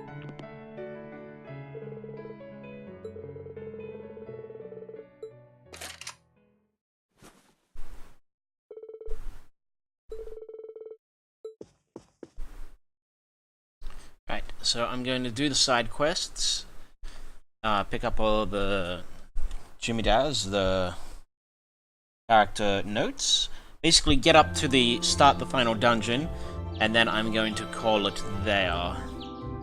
Because I'm probably gonna take me something like an hour to get everything done till I'm up to that point. And I don't want to be getting up at 2 PM again, I want to get up at something like 10 AM. Or earlier than that, preferably. Angler management from Kenneth. My brother and I are having a fishing battle, but I'm gonna need your help to actually make it happen. So if you get the time, we'll be at the fishing spot in Trista. Kenneth. Let's talk Trista, from Michael. I plan on starting a brand new show here at Radio Trista, but I'm gonna need your help to get the first broadcast just right. If you got time to make radio history, meet me at Trista Radio Station. How can these have medium time frames? They all happen today. Junk Wanted from Brandon. A bunch of students are helping us put on a flea market, but we haven't got as much to sell as our stalls, at our stores as we'd like. Mind remedying that? Stop by my store and I'll give you the particulars. Please and thank you. Class Warfare, Patrick. Ladies and gentlemen of Class 7, it's time to finally see which of our classes is superior. Come to the Academy Fields fully equipped and prepared for defeat. Didn't we already see who was superior when we defeated your asses when we took back 4s? Anyway. The race to end all races, from Angelica. You've been getting pretty good at riding my old bike. Good enough to pique my curiosity. I want to settle once and for all which of us is the better rider. And there's only one way to do it. If you're up for the challenge, come find me in the engineering building.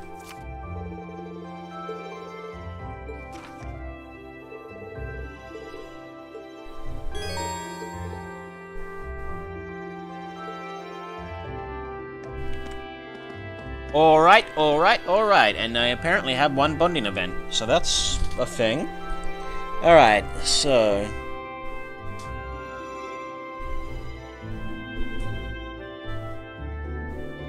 So, let's head to the park to talk to Sarifa. There she is.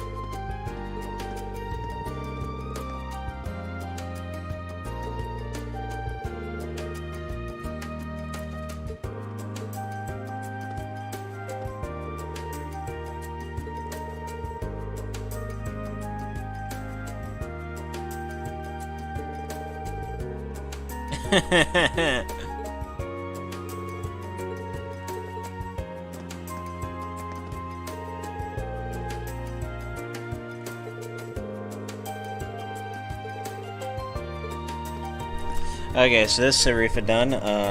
Adol near the gardening shop.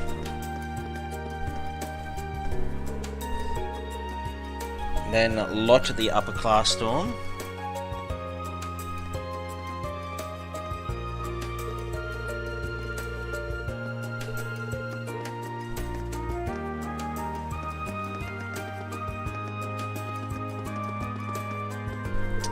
After that, it's Monk by the entrance to the lower class dorm.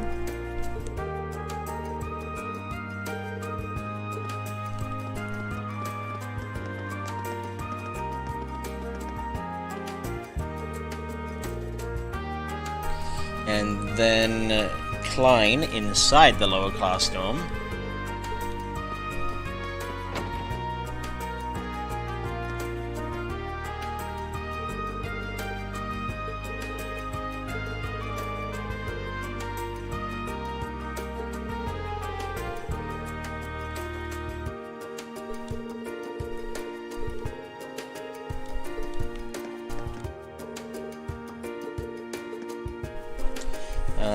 Now it's Hugo in the auditorium building.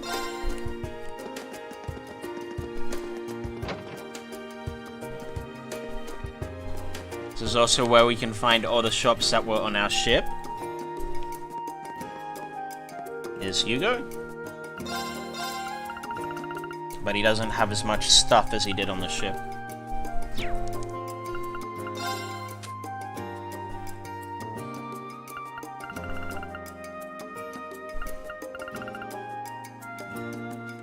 Sell all this junk.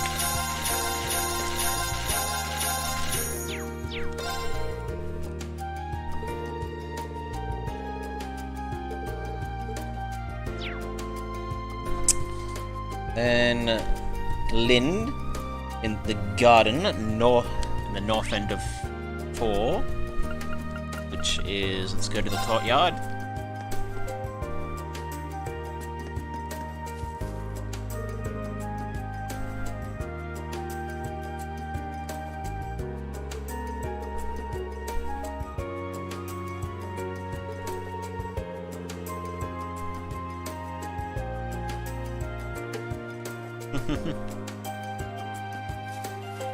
Right, I'm also gonna go fishing here because I want to get that.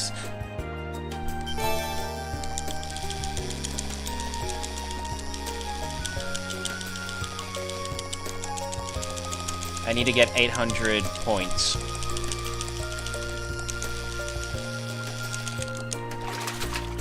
Not what I had in mind.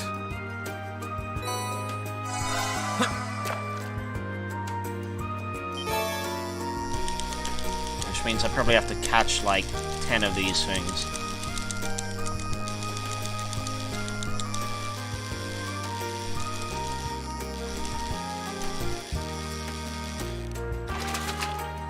Not what I had in mind.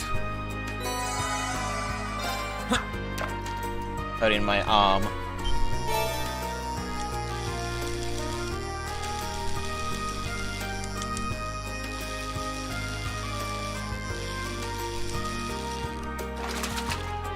That's a catch. So I need 75 more points.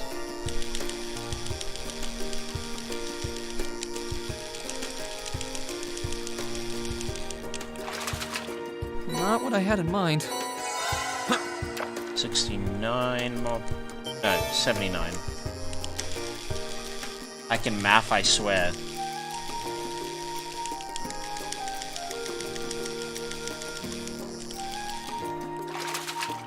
Not bad. So I need 72. I'll come back and do a bit more later. Alright. So I got Lind, and then go inside the Student Union building and speak to Loggins on the first floor, Stefan in his club room, and Beryl in her club room. Oh, wait, that's...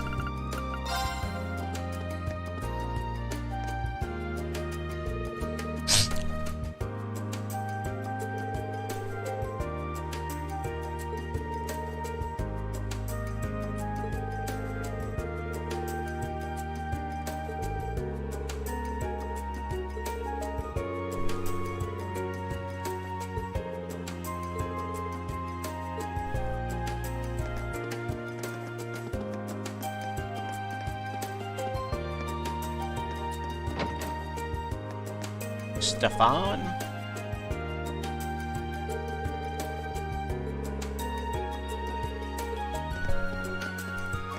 Beryl?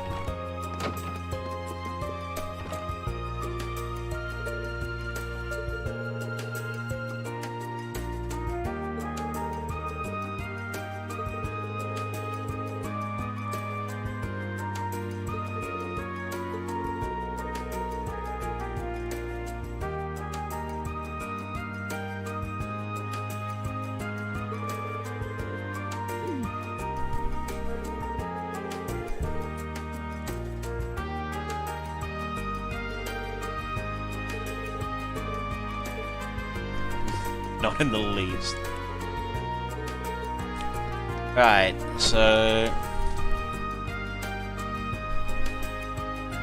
Side quests.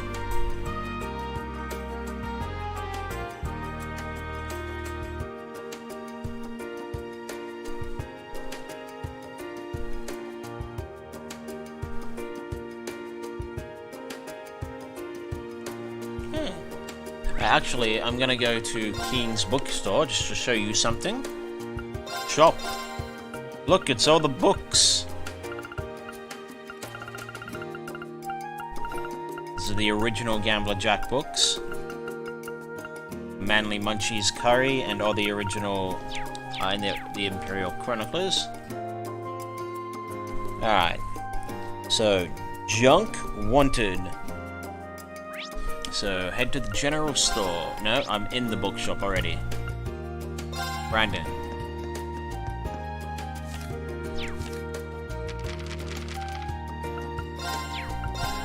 So we got all the Class 7 members. All the supporters except Elise and Princess Alphen.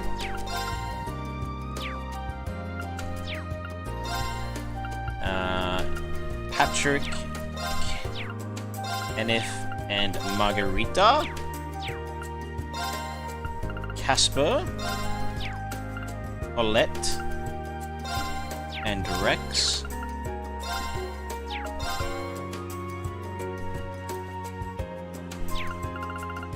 And Becky. Done all the Year 2 Class 1. And all of them the second year except Dorothy.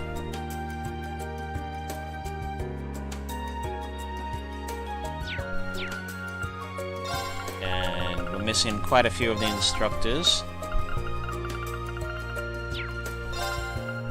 Carry neglect.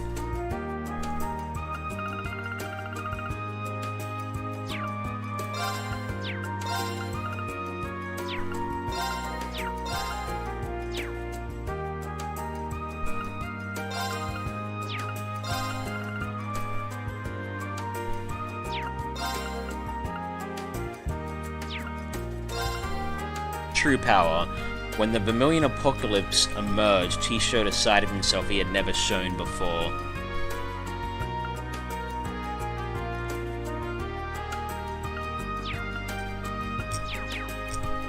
Right.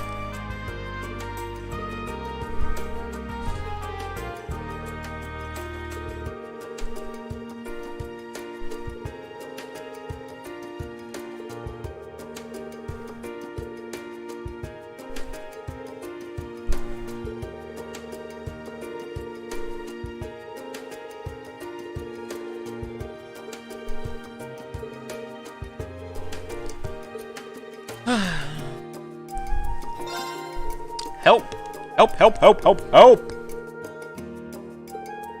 Help us, help us, help us.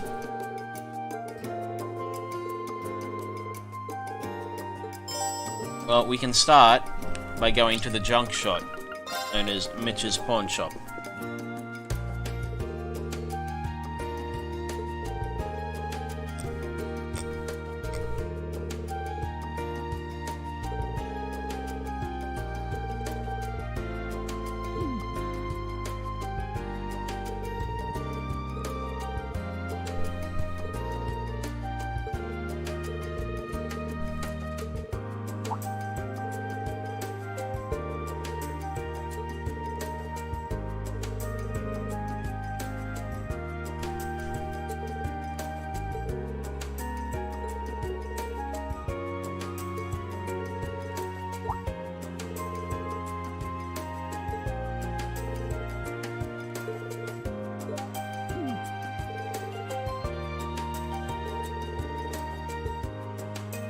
I actually want to inspect his curios. Crossbow times. Crossbow's autonomy. Really? Autonomy. That's how you say it. There's no more.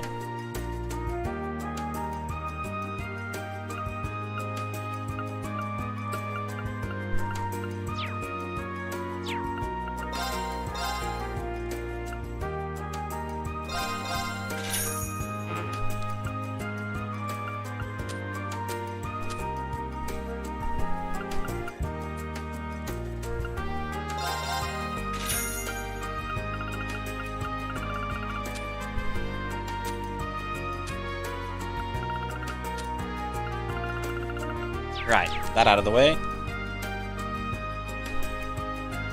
Let's go to the Class 7 dormitory and speak to Sarah.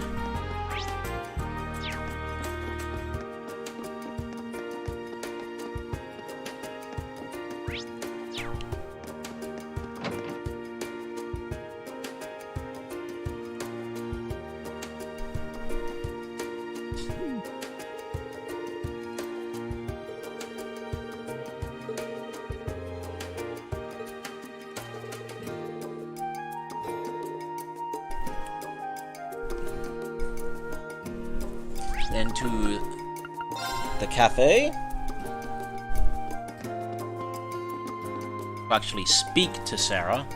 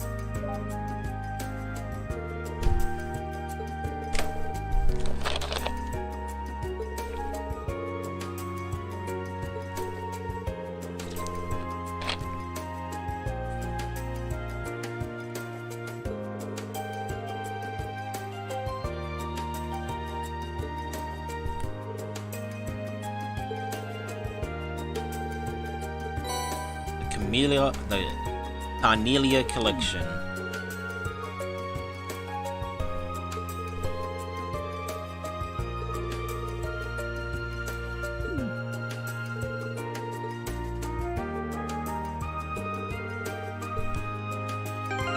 Do they actually get added to my books though? Not yet. Are they an item I can use? No. That's a shame. Alright. Janitor.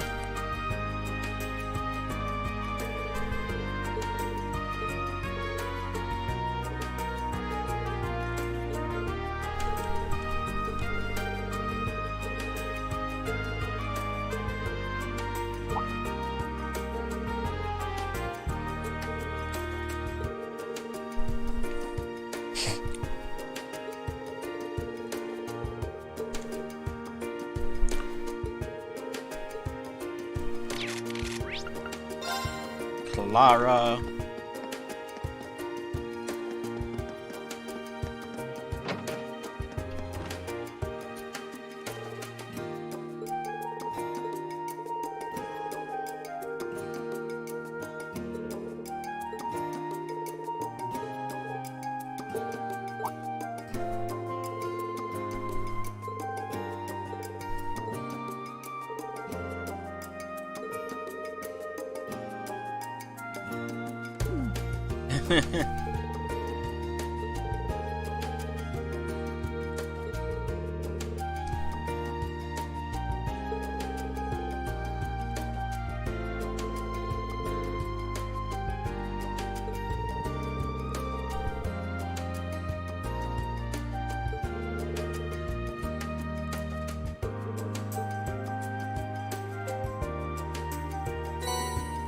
Lion sculpture.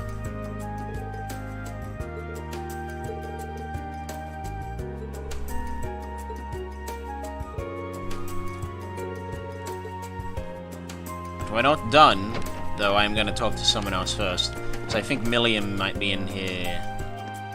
Nope, just this gun.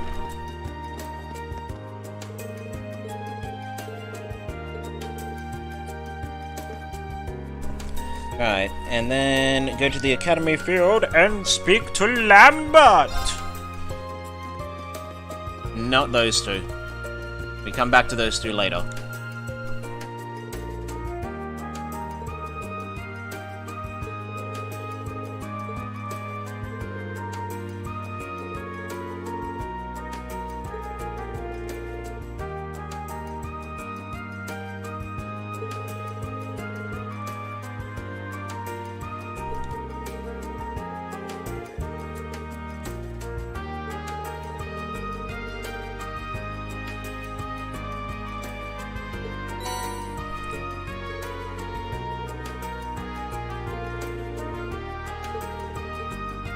Right. Now, with that out of the way, let's go back to Mitch.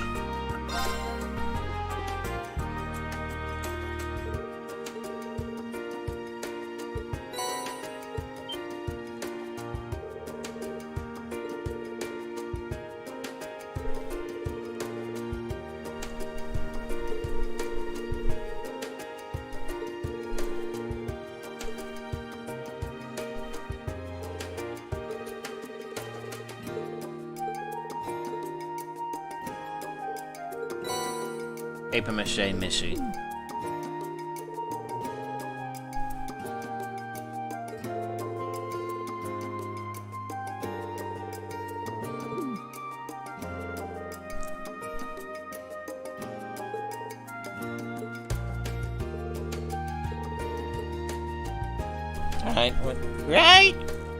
Right.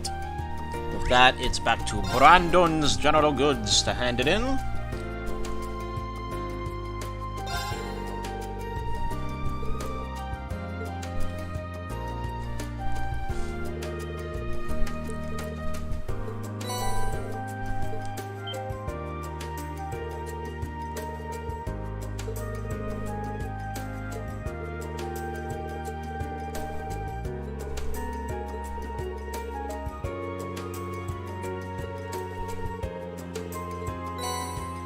Bit of all cooking materials, and sorry for skipping through that. That was partly accidental or partly I just want to get this stuff done.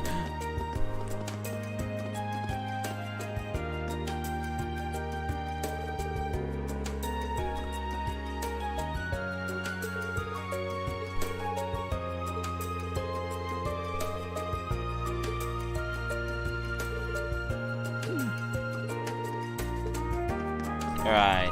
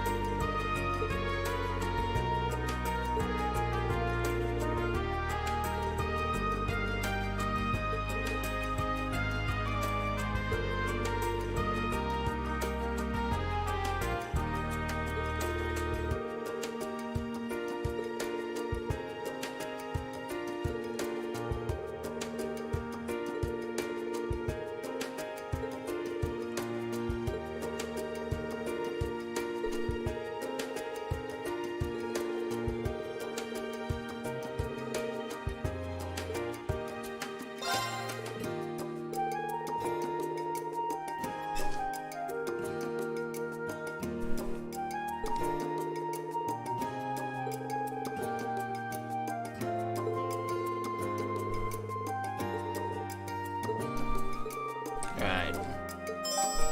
So to the cafe. Gonna talk to old man.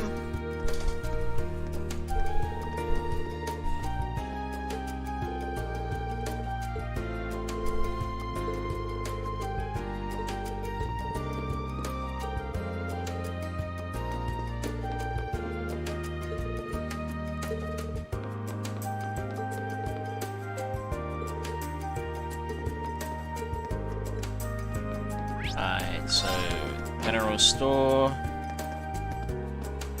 Youngin over here.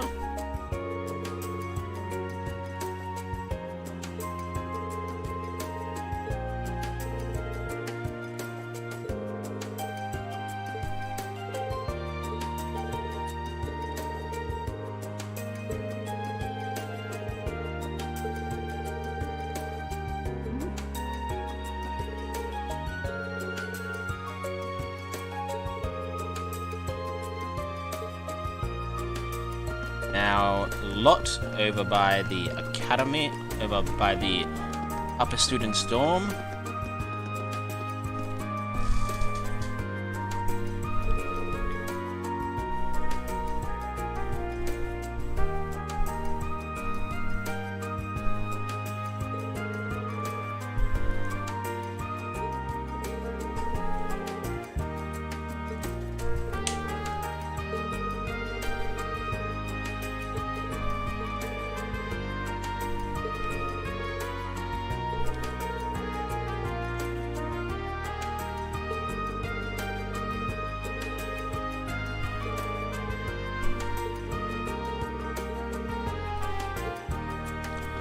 Now it's the academy main building. Vice Principal Heinrich.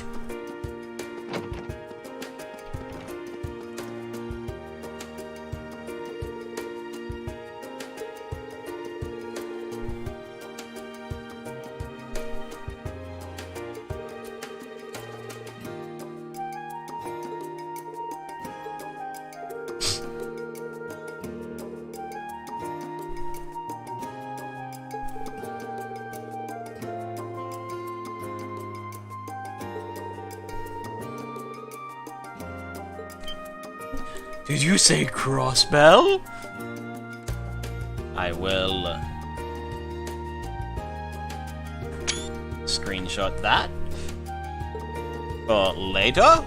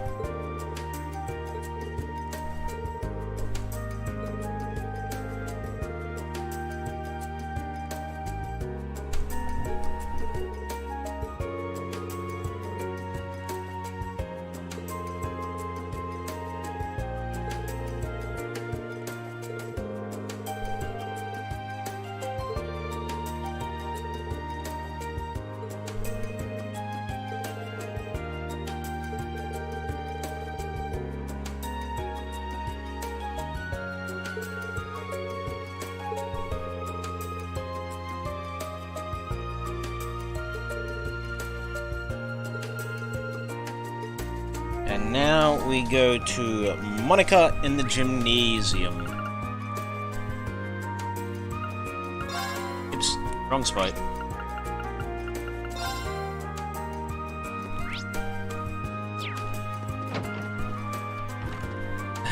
Fee and Laura are going at it.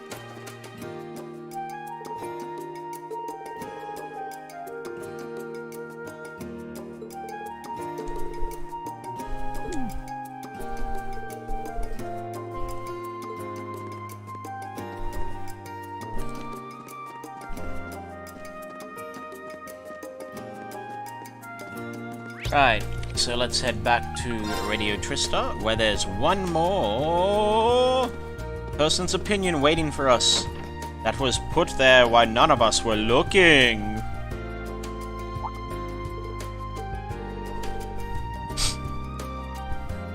With love, the Diva.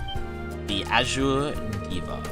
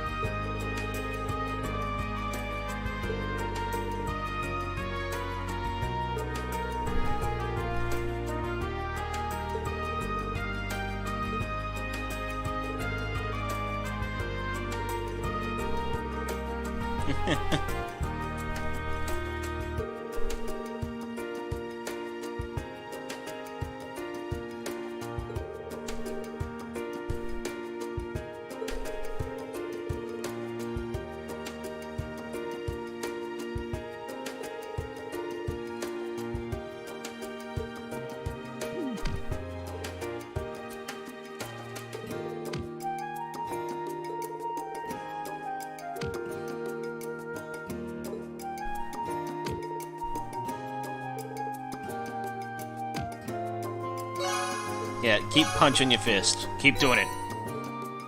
Alright, now we're doing some angler management.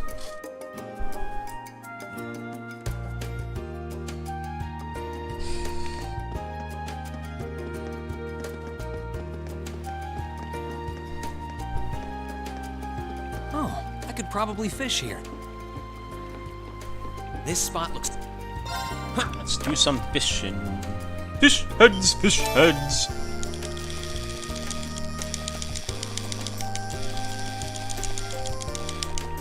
That's gonna give me jank. So 69. Haha, the sex number.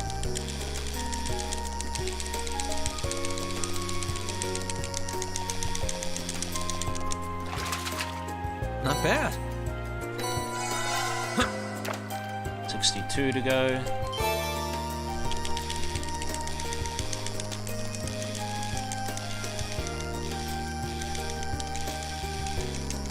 You stay on one long enough for me to make a difference, please?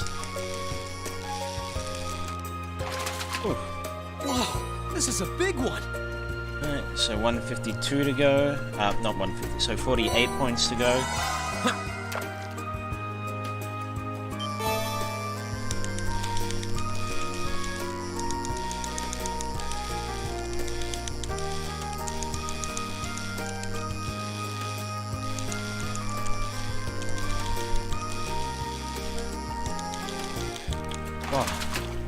Whoa, this is a big one. 33 points to go.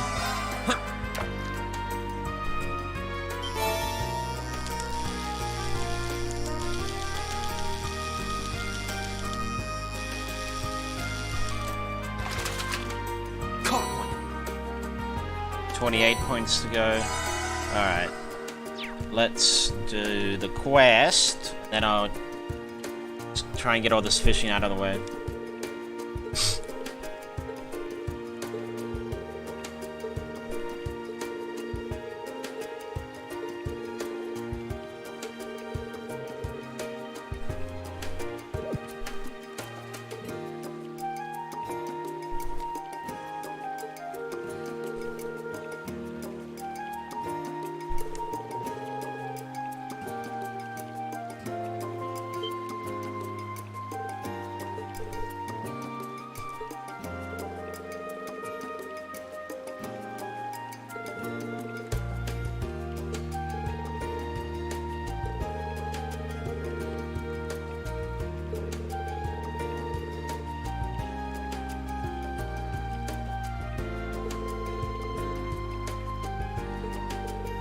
One's elegant personality.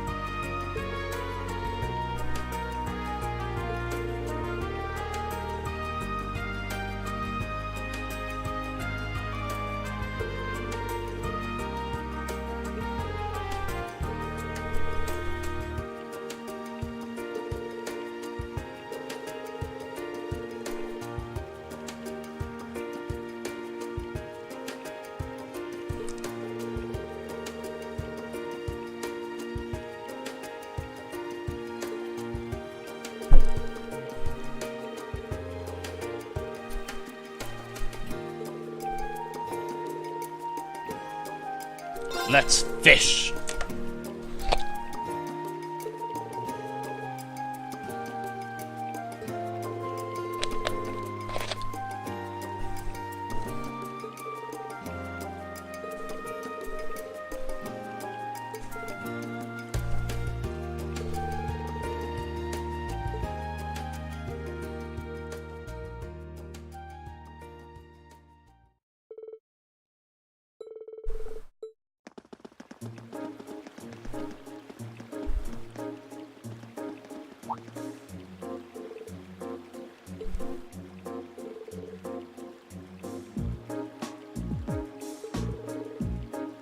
How splendificient. Oh, this guy.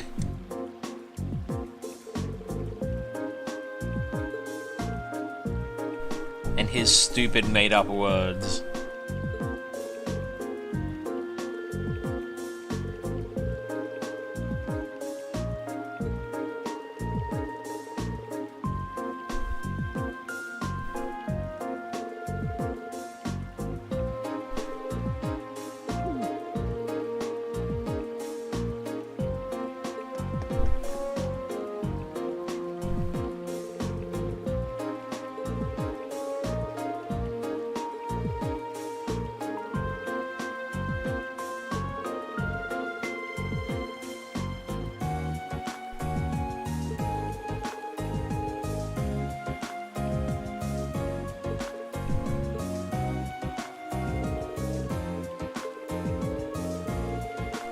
Deligtacular and styliferous. Or maybe if you spent less time thinking of stupid made-up words.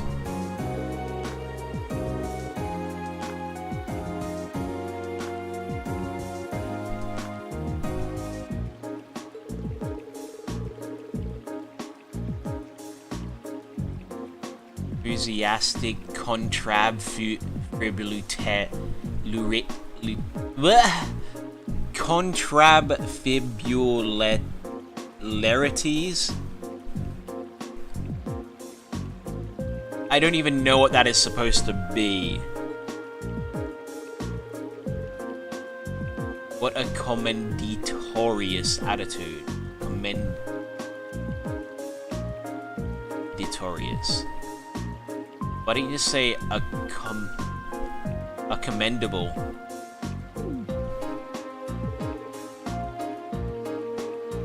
Yeah, exactly. Jesus Christ.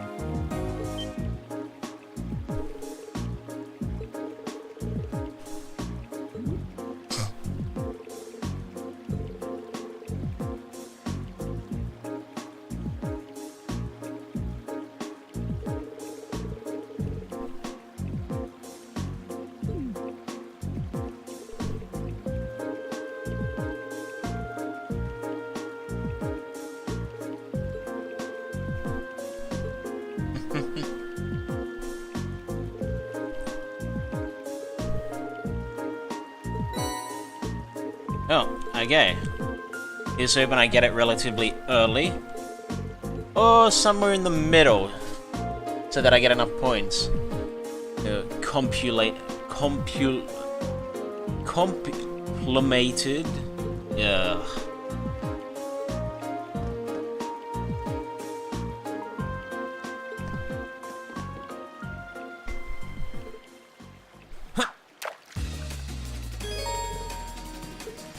Catch the noble car.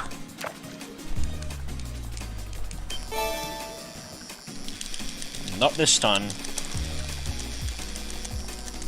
I might have It might have been a good idea to save before I did this, but I got 10 ground bait. I should be good.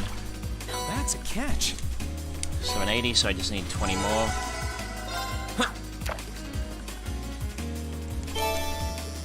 Ah, and there it is.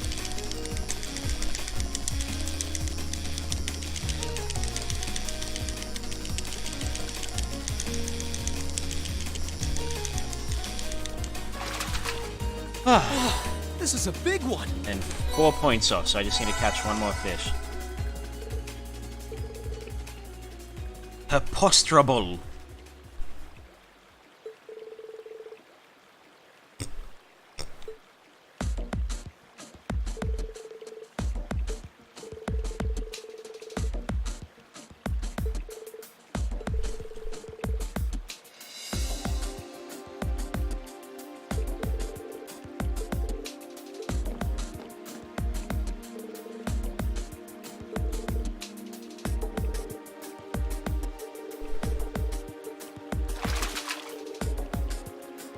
Magniferious, the embodiment of pristine beauty, has come to me.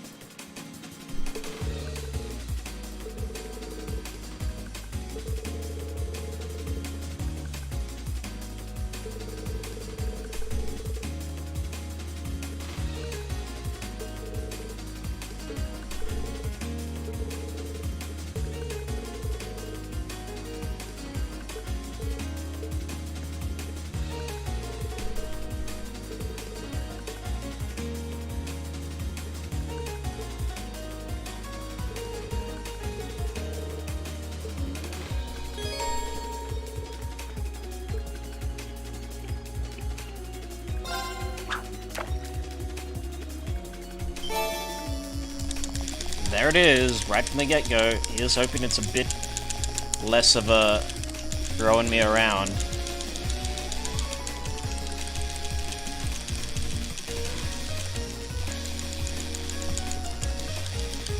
There it is. And that doesn't count!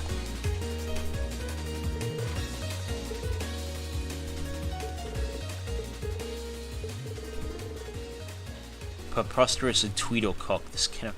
Oh god, Narcissus, shut up.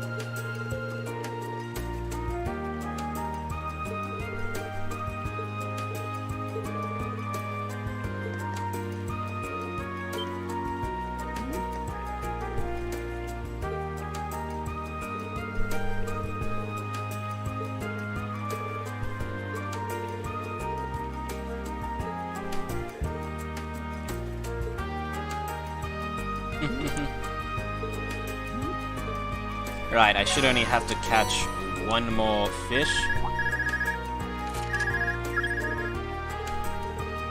Nightheart.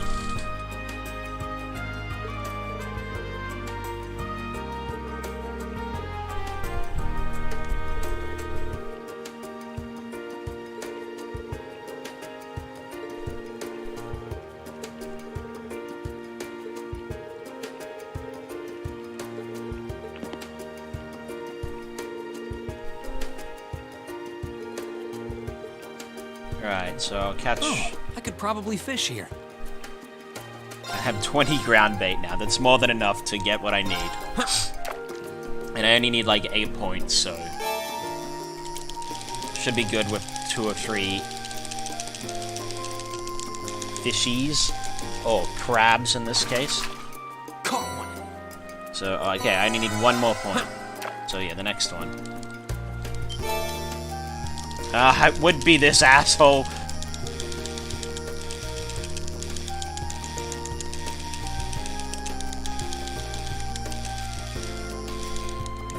Alright, there we go. Whoa, this is a big one. 14.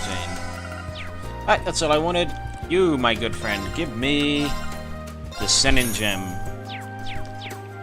Right, so I wanted the swimming lessons, the return. Hello, Mr. Instructor Nightheart.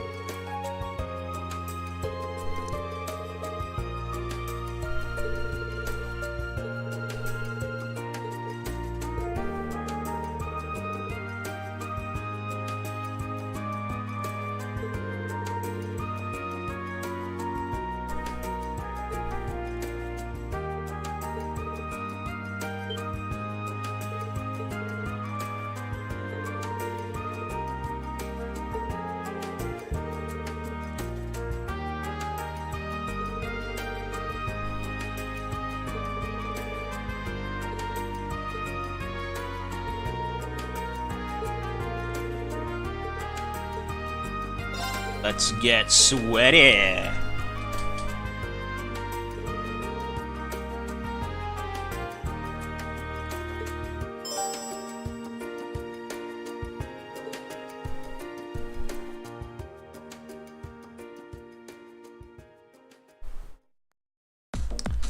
So we're gonna play the swimming minigame from Cold Steel 1.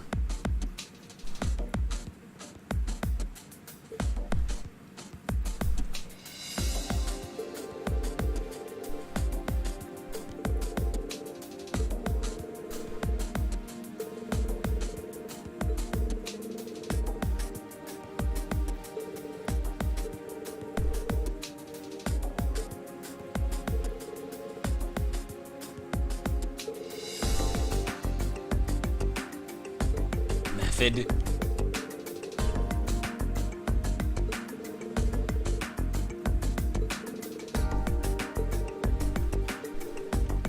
Alright, it doesn't really matter who I pick, so I'm just gonna pick someone at random, eyes closed, just mashing the down button. We'll go with this one.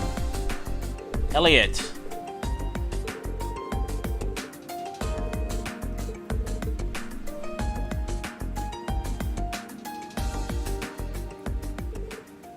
Take your positions and begin.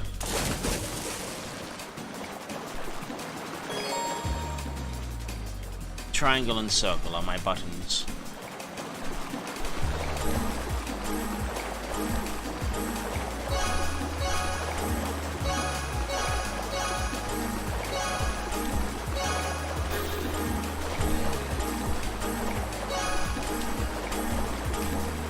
I am bad at getting the perfect. It's okay.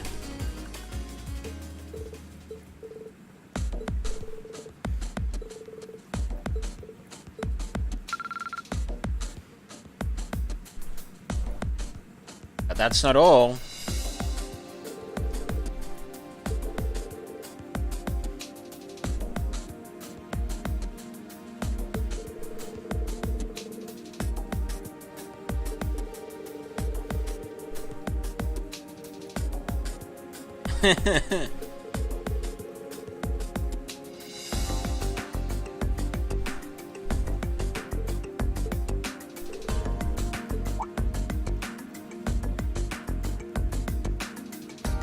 Why'd Celine come?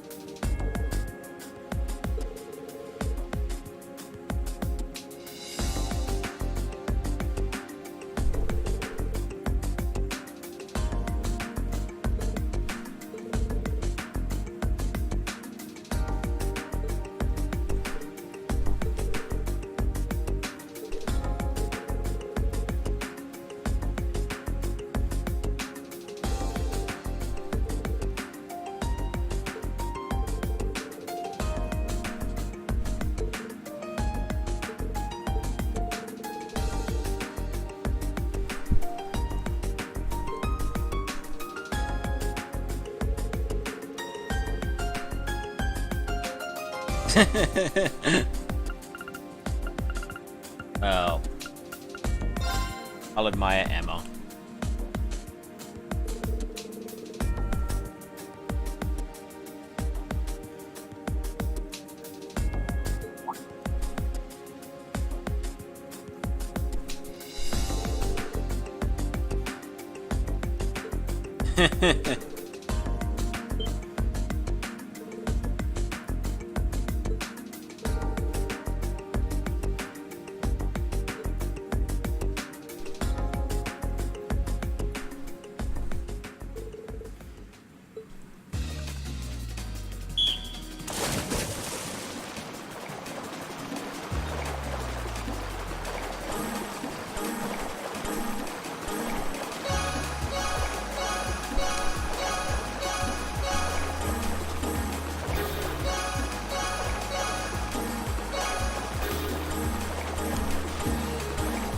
Won by a fairly big margin.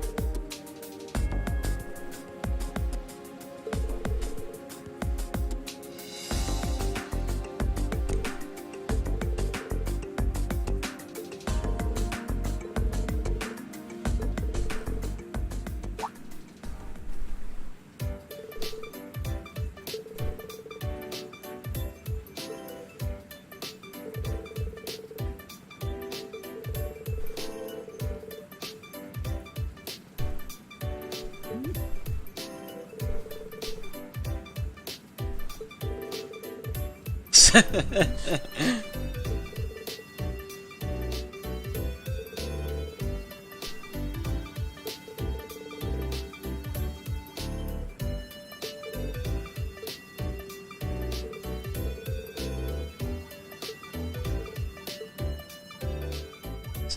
Maybe you should have come in swimming gear. Major Nightheart.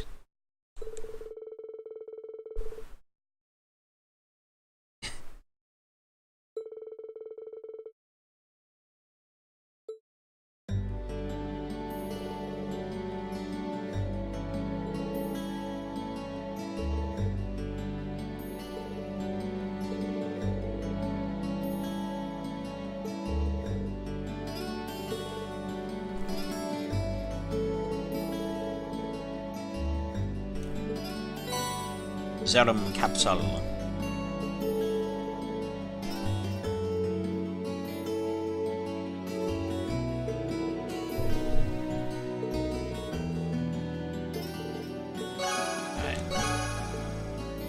So now we go to the engineering building because we have a race to compete in.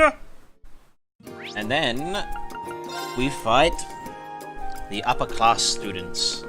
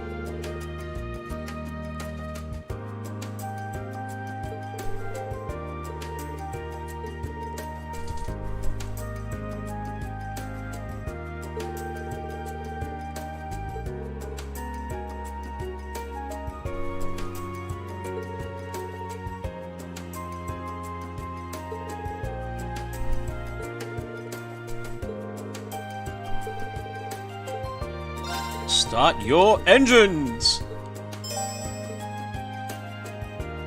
So yeah, it's basically just stay in front of Angelica. Once you get a lead, make sure she doesn't get in front of you. That's all there really is to it.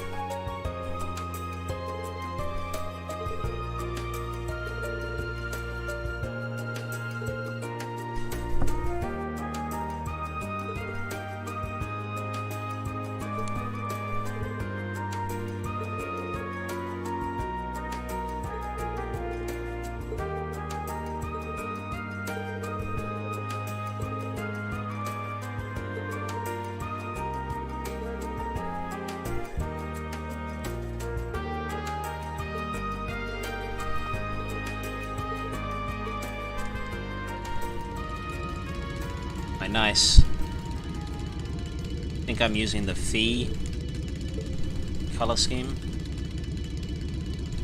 Yeah.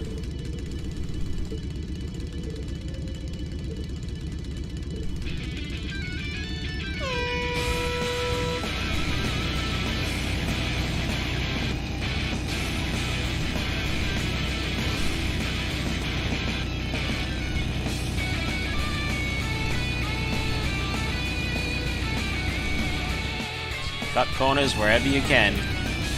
Don't run into stuff.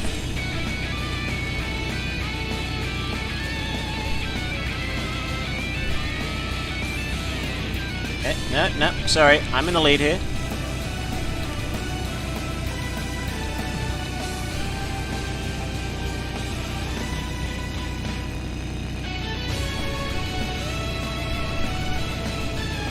Nope.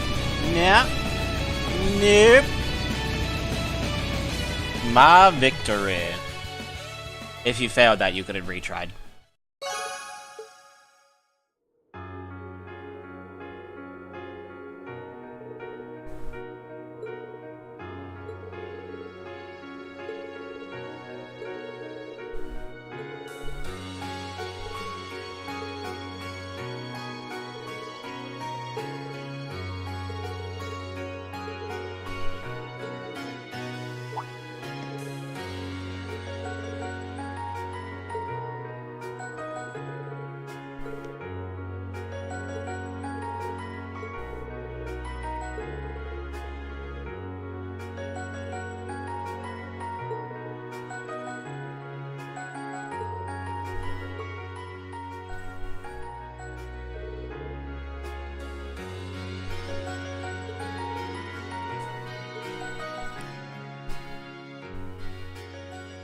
Pour one out for our homie.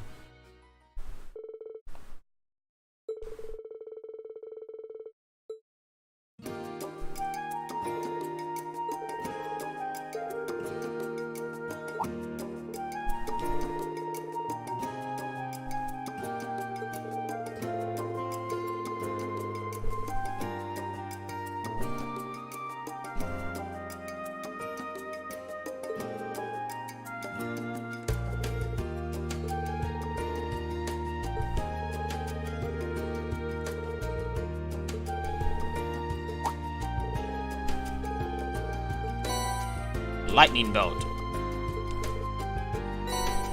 If you charge 4, hear them. Engineering building key.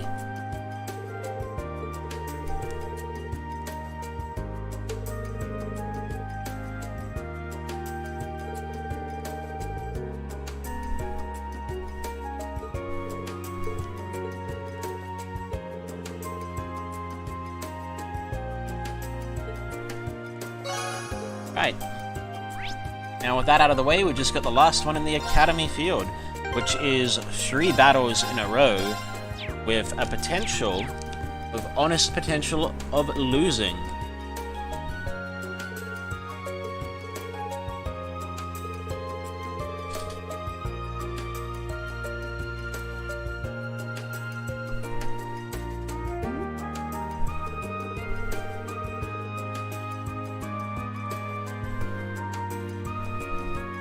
The first 2 not so much, it's the last one that you have a potential of losing.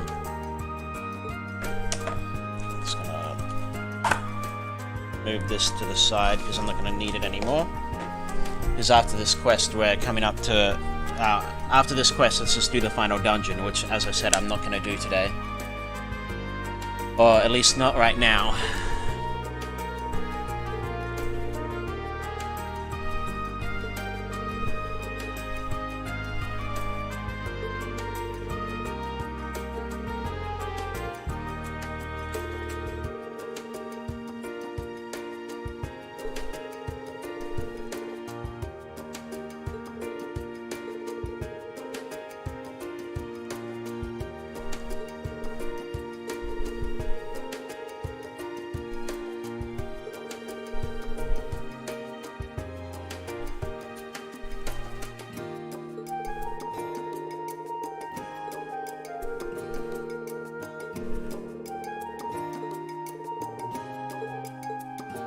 Let the battle begin.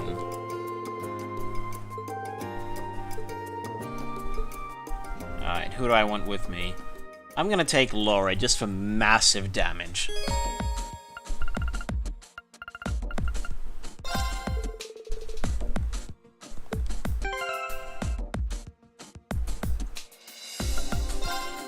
And...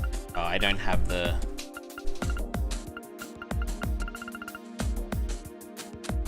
lame.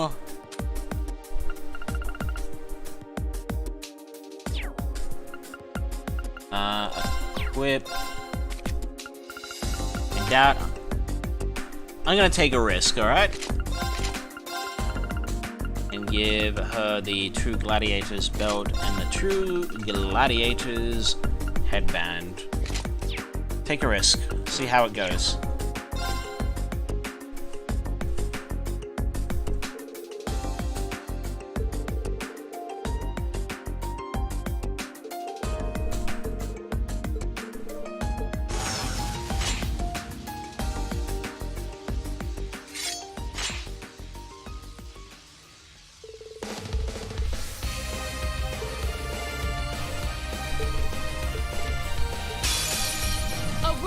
Let's move. Alright, they're gonna get 1 attack. I'm okay with that. Yeah. My turn.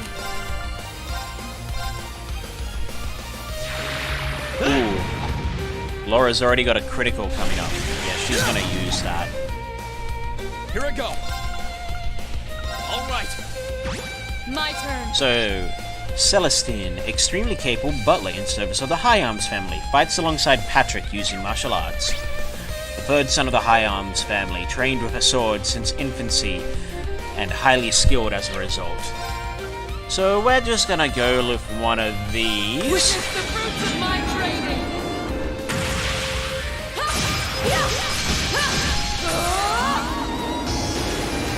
This should do a nice chunk of damage.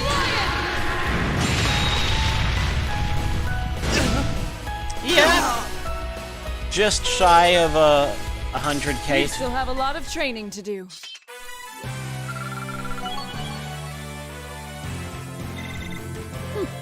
Not bad. So that's one battle down. Battle number 2 is on its way.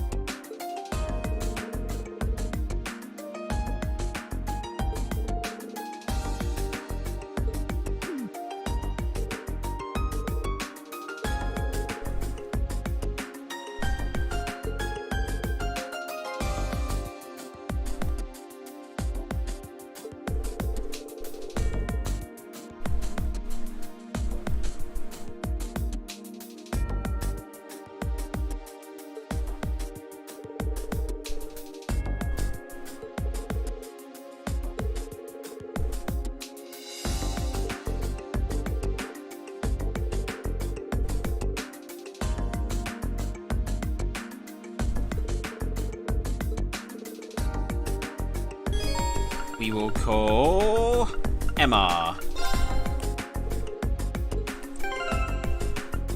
And cool. I'm happy to continue on with things as they are.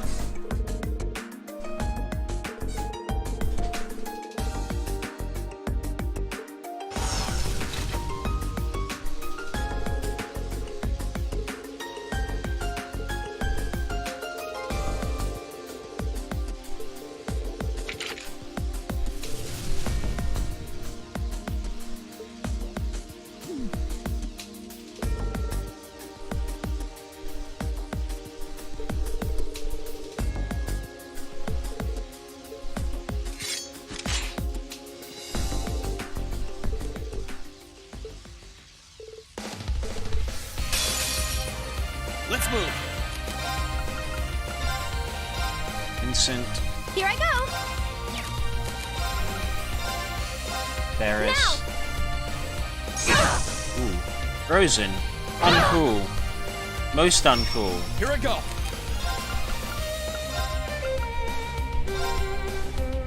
Of course. You have my turn.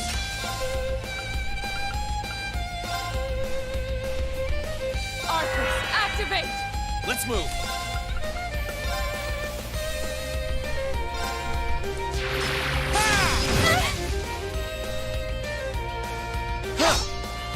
My turn.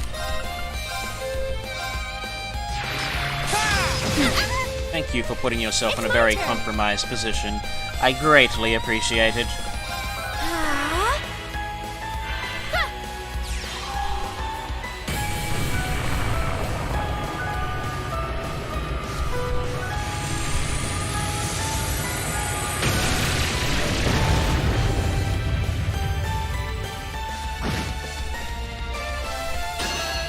Oh, dang. Sorry, everyone. Here I go.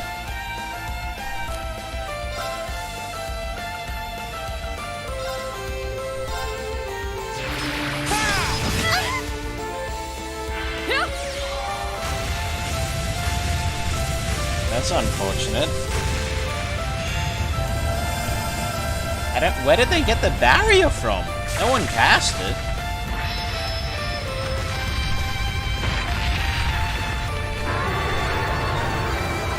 Unless I skipped past it by accident.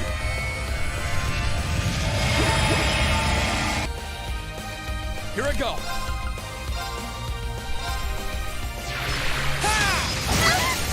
Now's our chance. An opening.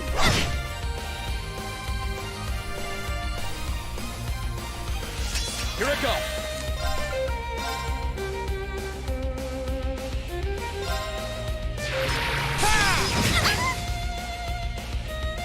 Onward. Going to use a Serum Capsule on you. Thank you very much.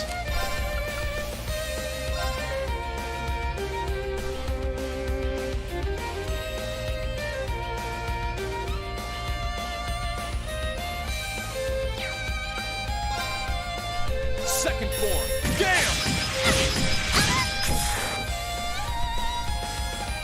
My turn. No escape. Saya! Now's our chance. Got you. Let's move.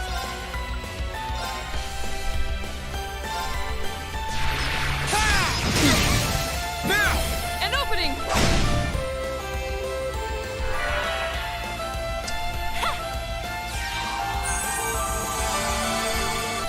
Just healed herself. That's okay. My turn. Now's our chance. Now, Laura. Understood. No! Onward. They're off guard. My turn. Onward. Now's our chance. Let's move. Now. Crap! It's my turn. Baskets. Thanks. Onward.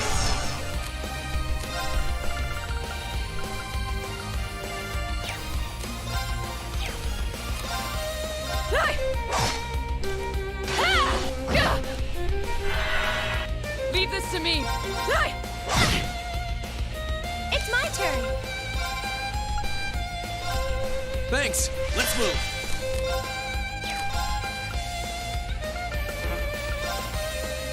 There! There we go. Okay, it's safe for now. One more battle. Great! And the next battle is the one that's actually hard.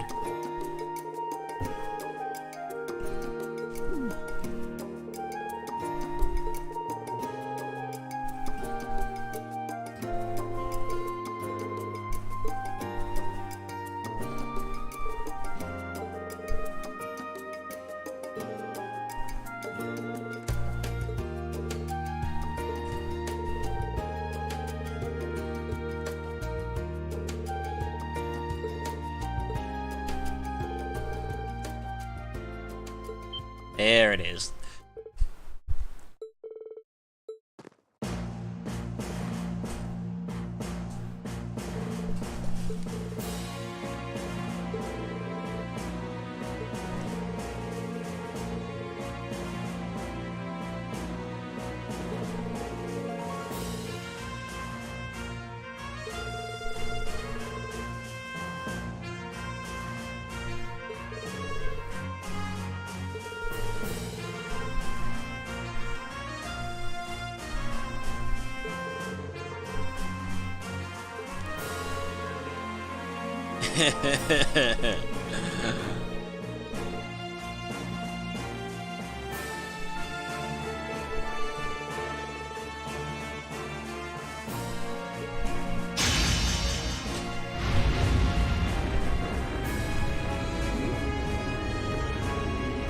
What have I started?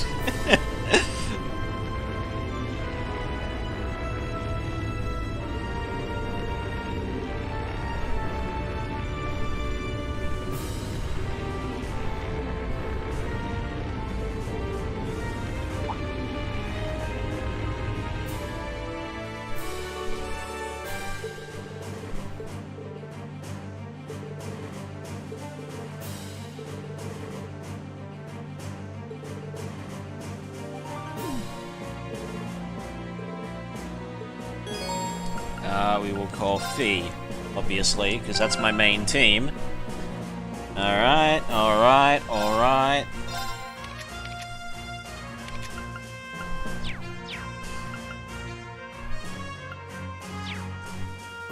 Alright, let's get this underway.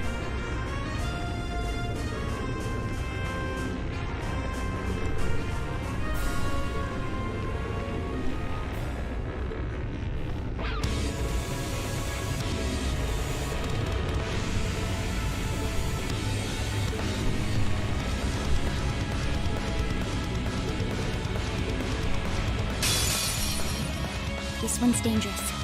Stay on your toes. Let's move. Here goes! Overdrive!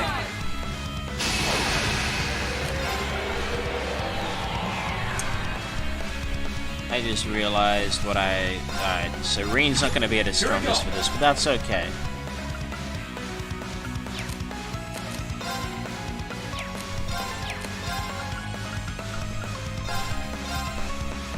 My turn.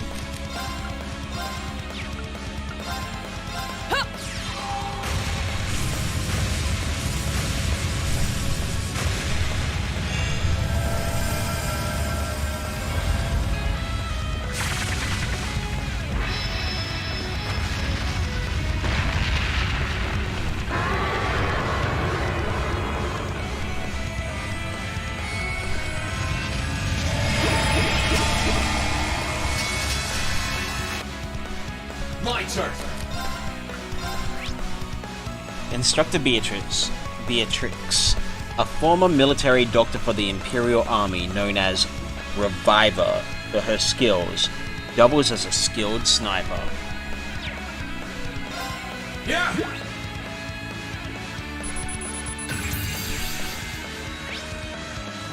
Principal Van Dyke, Force Principal and an honorary general of the army, strong enough to cleave a tank in half. Look at that big ass honking spear of his.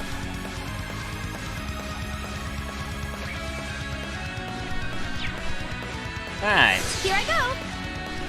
So, this here is how we're gonna do it, okay?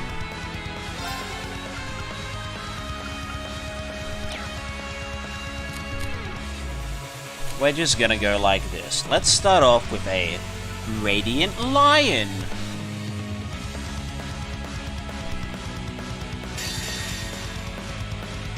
Followed by a Shadow Brigade.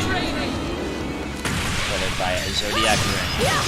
And if they're still alive after that, then I'll have Reen.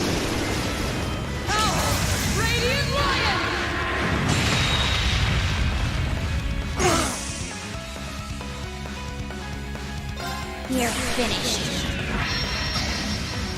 Full speed ahead. You know what, I'll just have Reen do it anyway.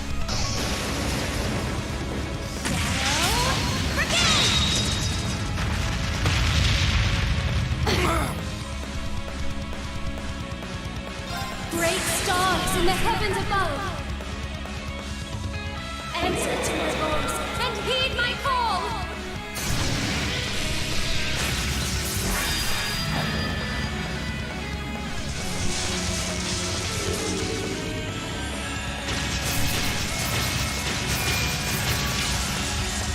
Zodiac Red.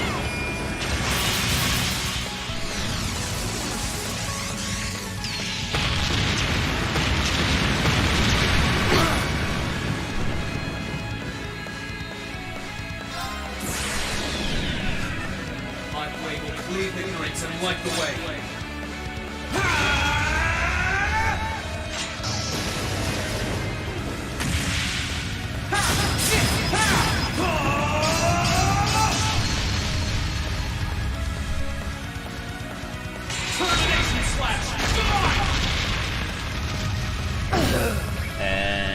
almost there.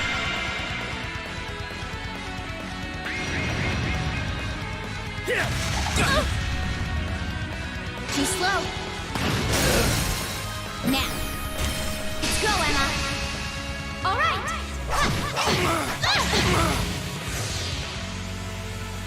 Here I go.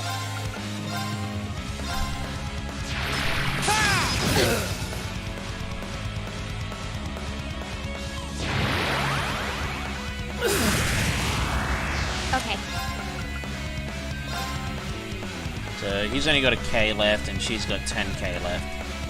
1, 2. And done. So there we go. Let's move. Burn to ash. Fall! Ooh, dodged. Ooh, 6,000 on the counter. Right, well, if she survives Laura, she's not gonna survive Emma. Shatter! Now's our chance. Got you. No way was she surviving that.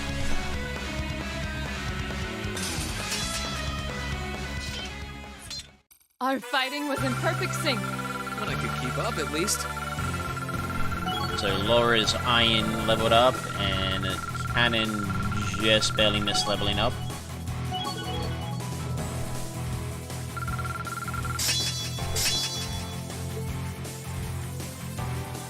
Damage received down when HP is high.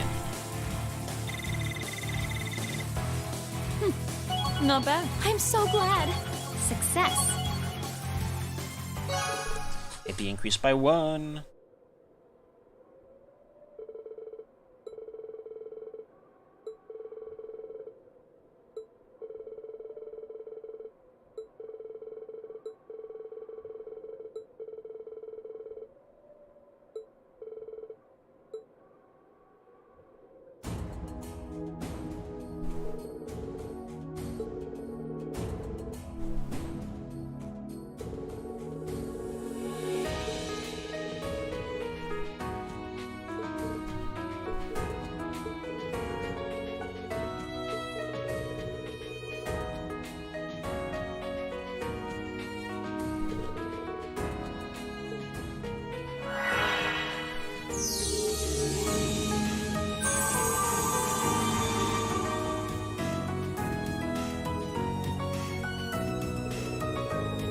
Not only was everyone's HP and EP fully restored, they also recovered 200 CP.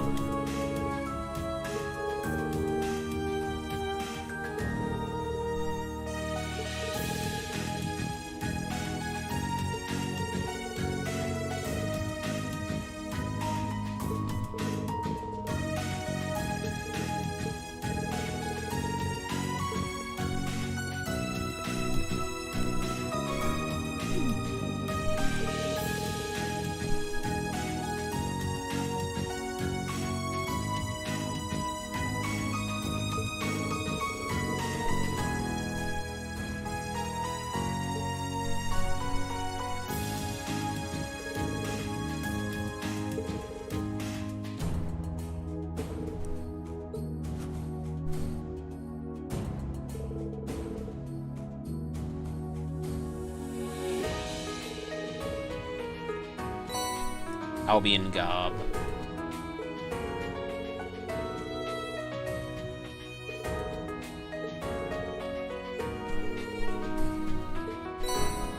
Tear Bomb 3. Or Tear Bomb, whatever, the highest level of Tear Bombs.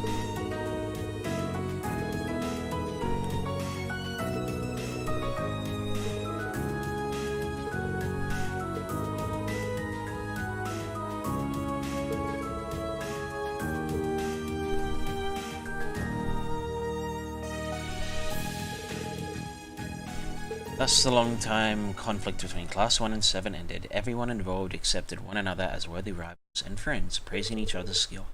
Eventually, with some reluctance, they all left and went their separate ways.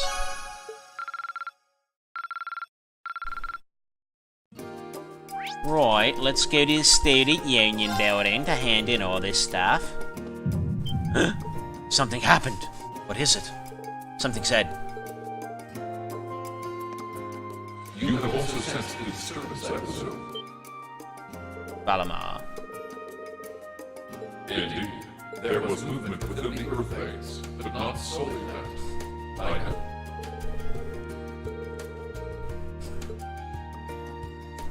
Correct. The structure beneath which I once lay dormant, known to you and your friends as the Old Schoolhouse. Use them for a minute. Okay, good. Alright, I'm going to save it here. We will finish off the final Epilogue dungeon after I get some sleep. I was hoping to get it done now, but, well, it got much later than I was anticipating. So with that out of the way, I would like to thank you all for watching me. If you like what I'm doing, please follow me on Twitter, Twitch, YouTube. It goes a long way. Every little bit helps, whether it be a follow, someone coming in just to say hi, or anything else. I really appreciate it. So, with that out of the way, I'm going to head off and try and sleep, and not sleep for 12 hours. So, I bid all of you adieu.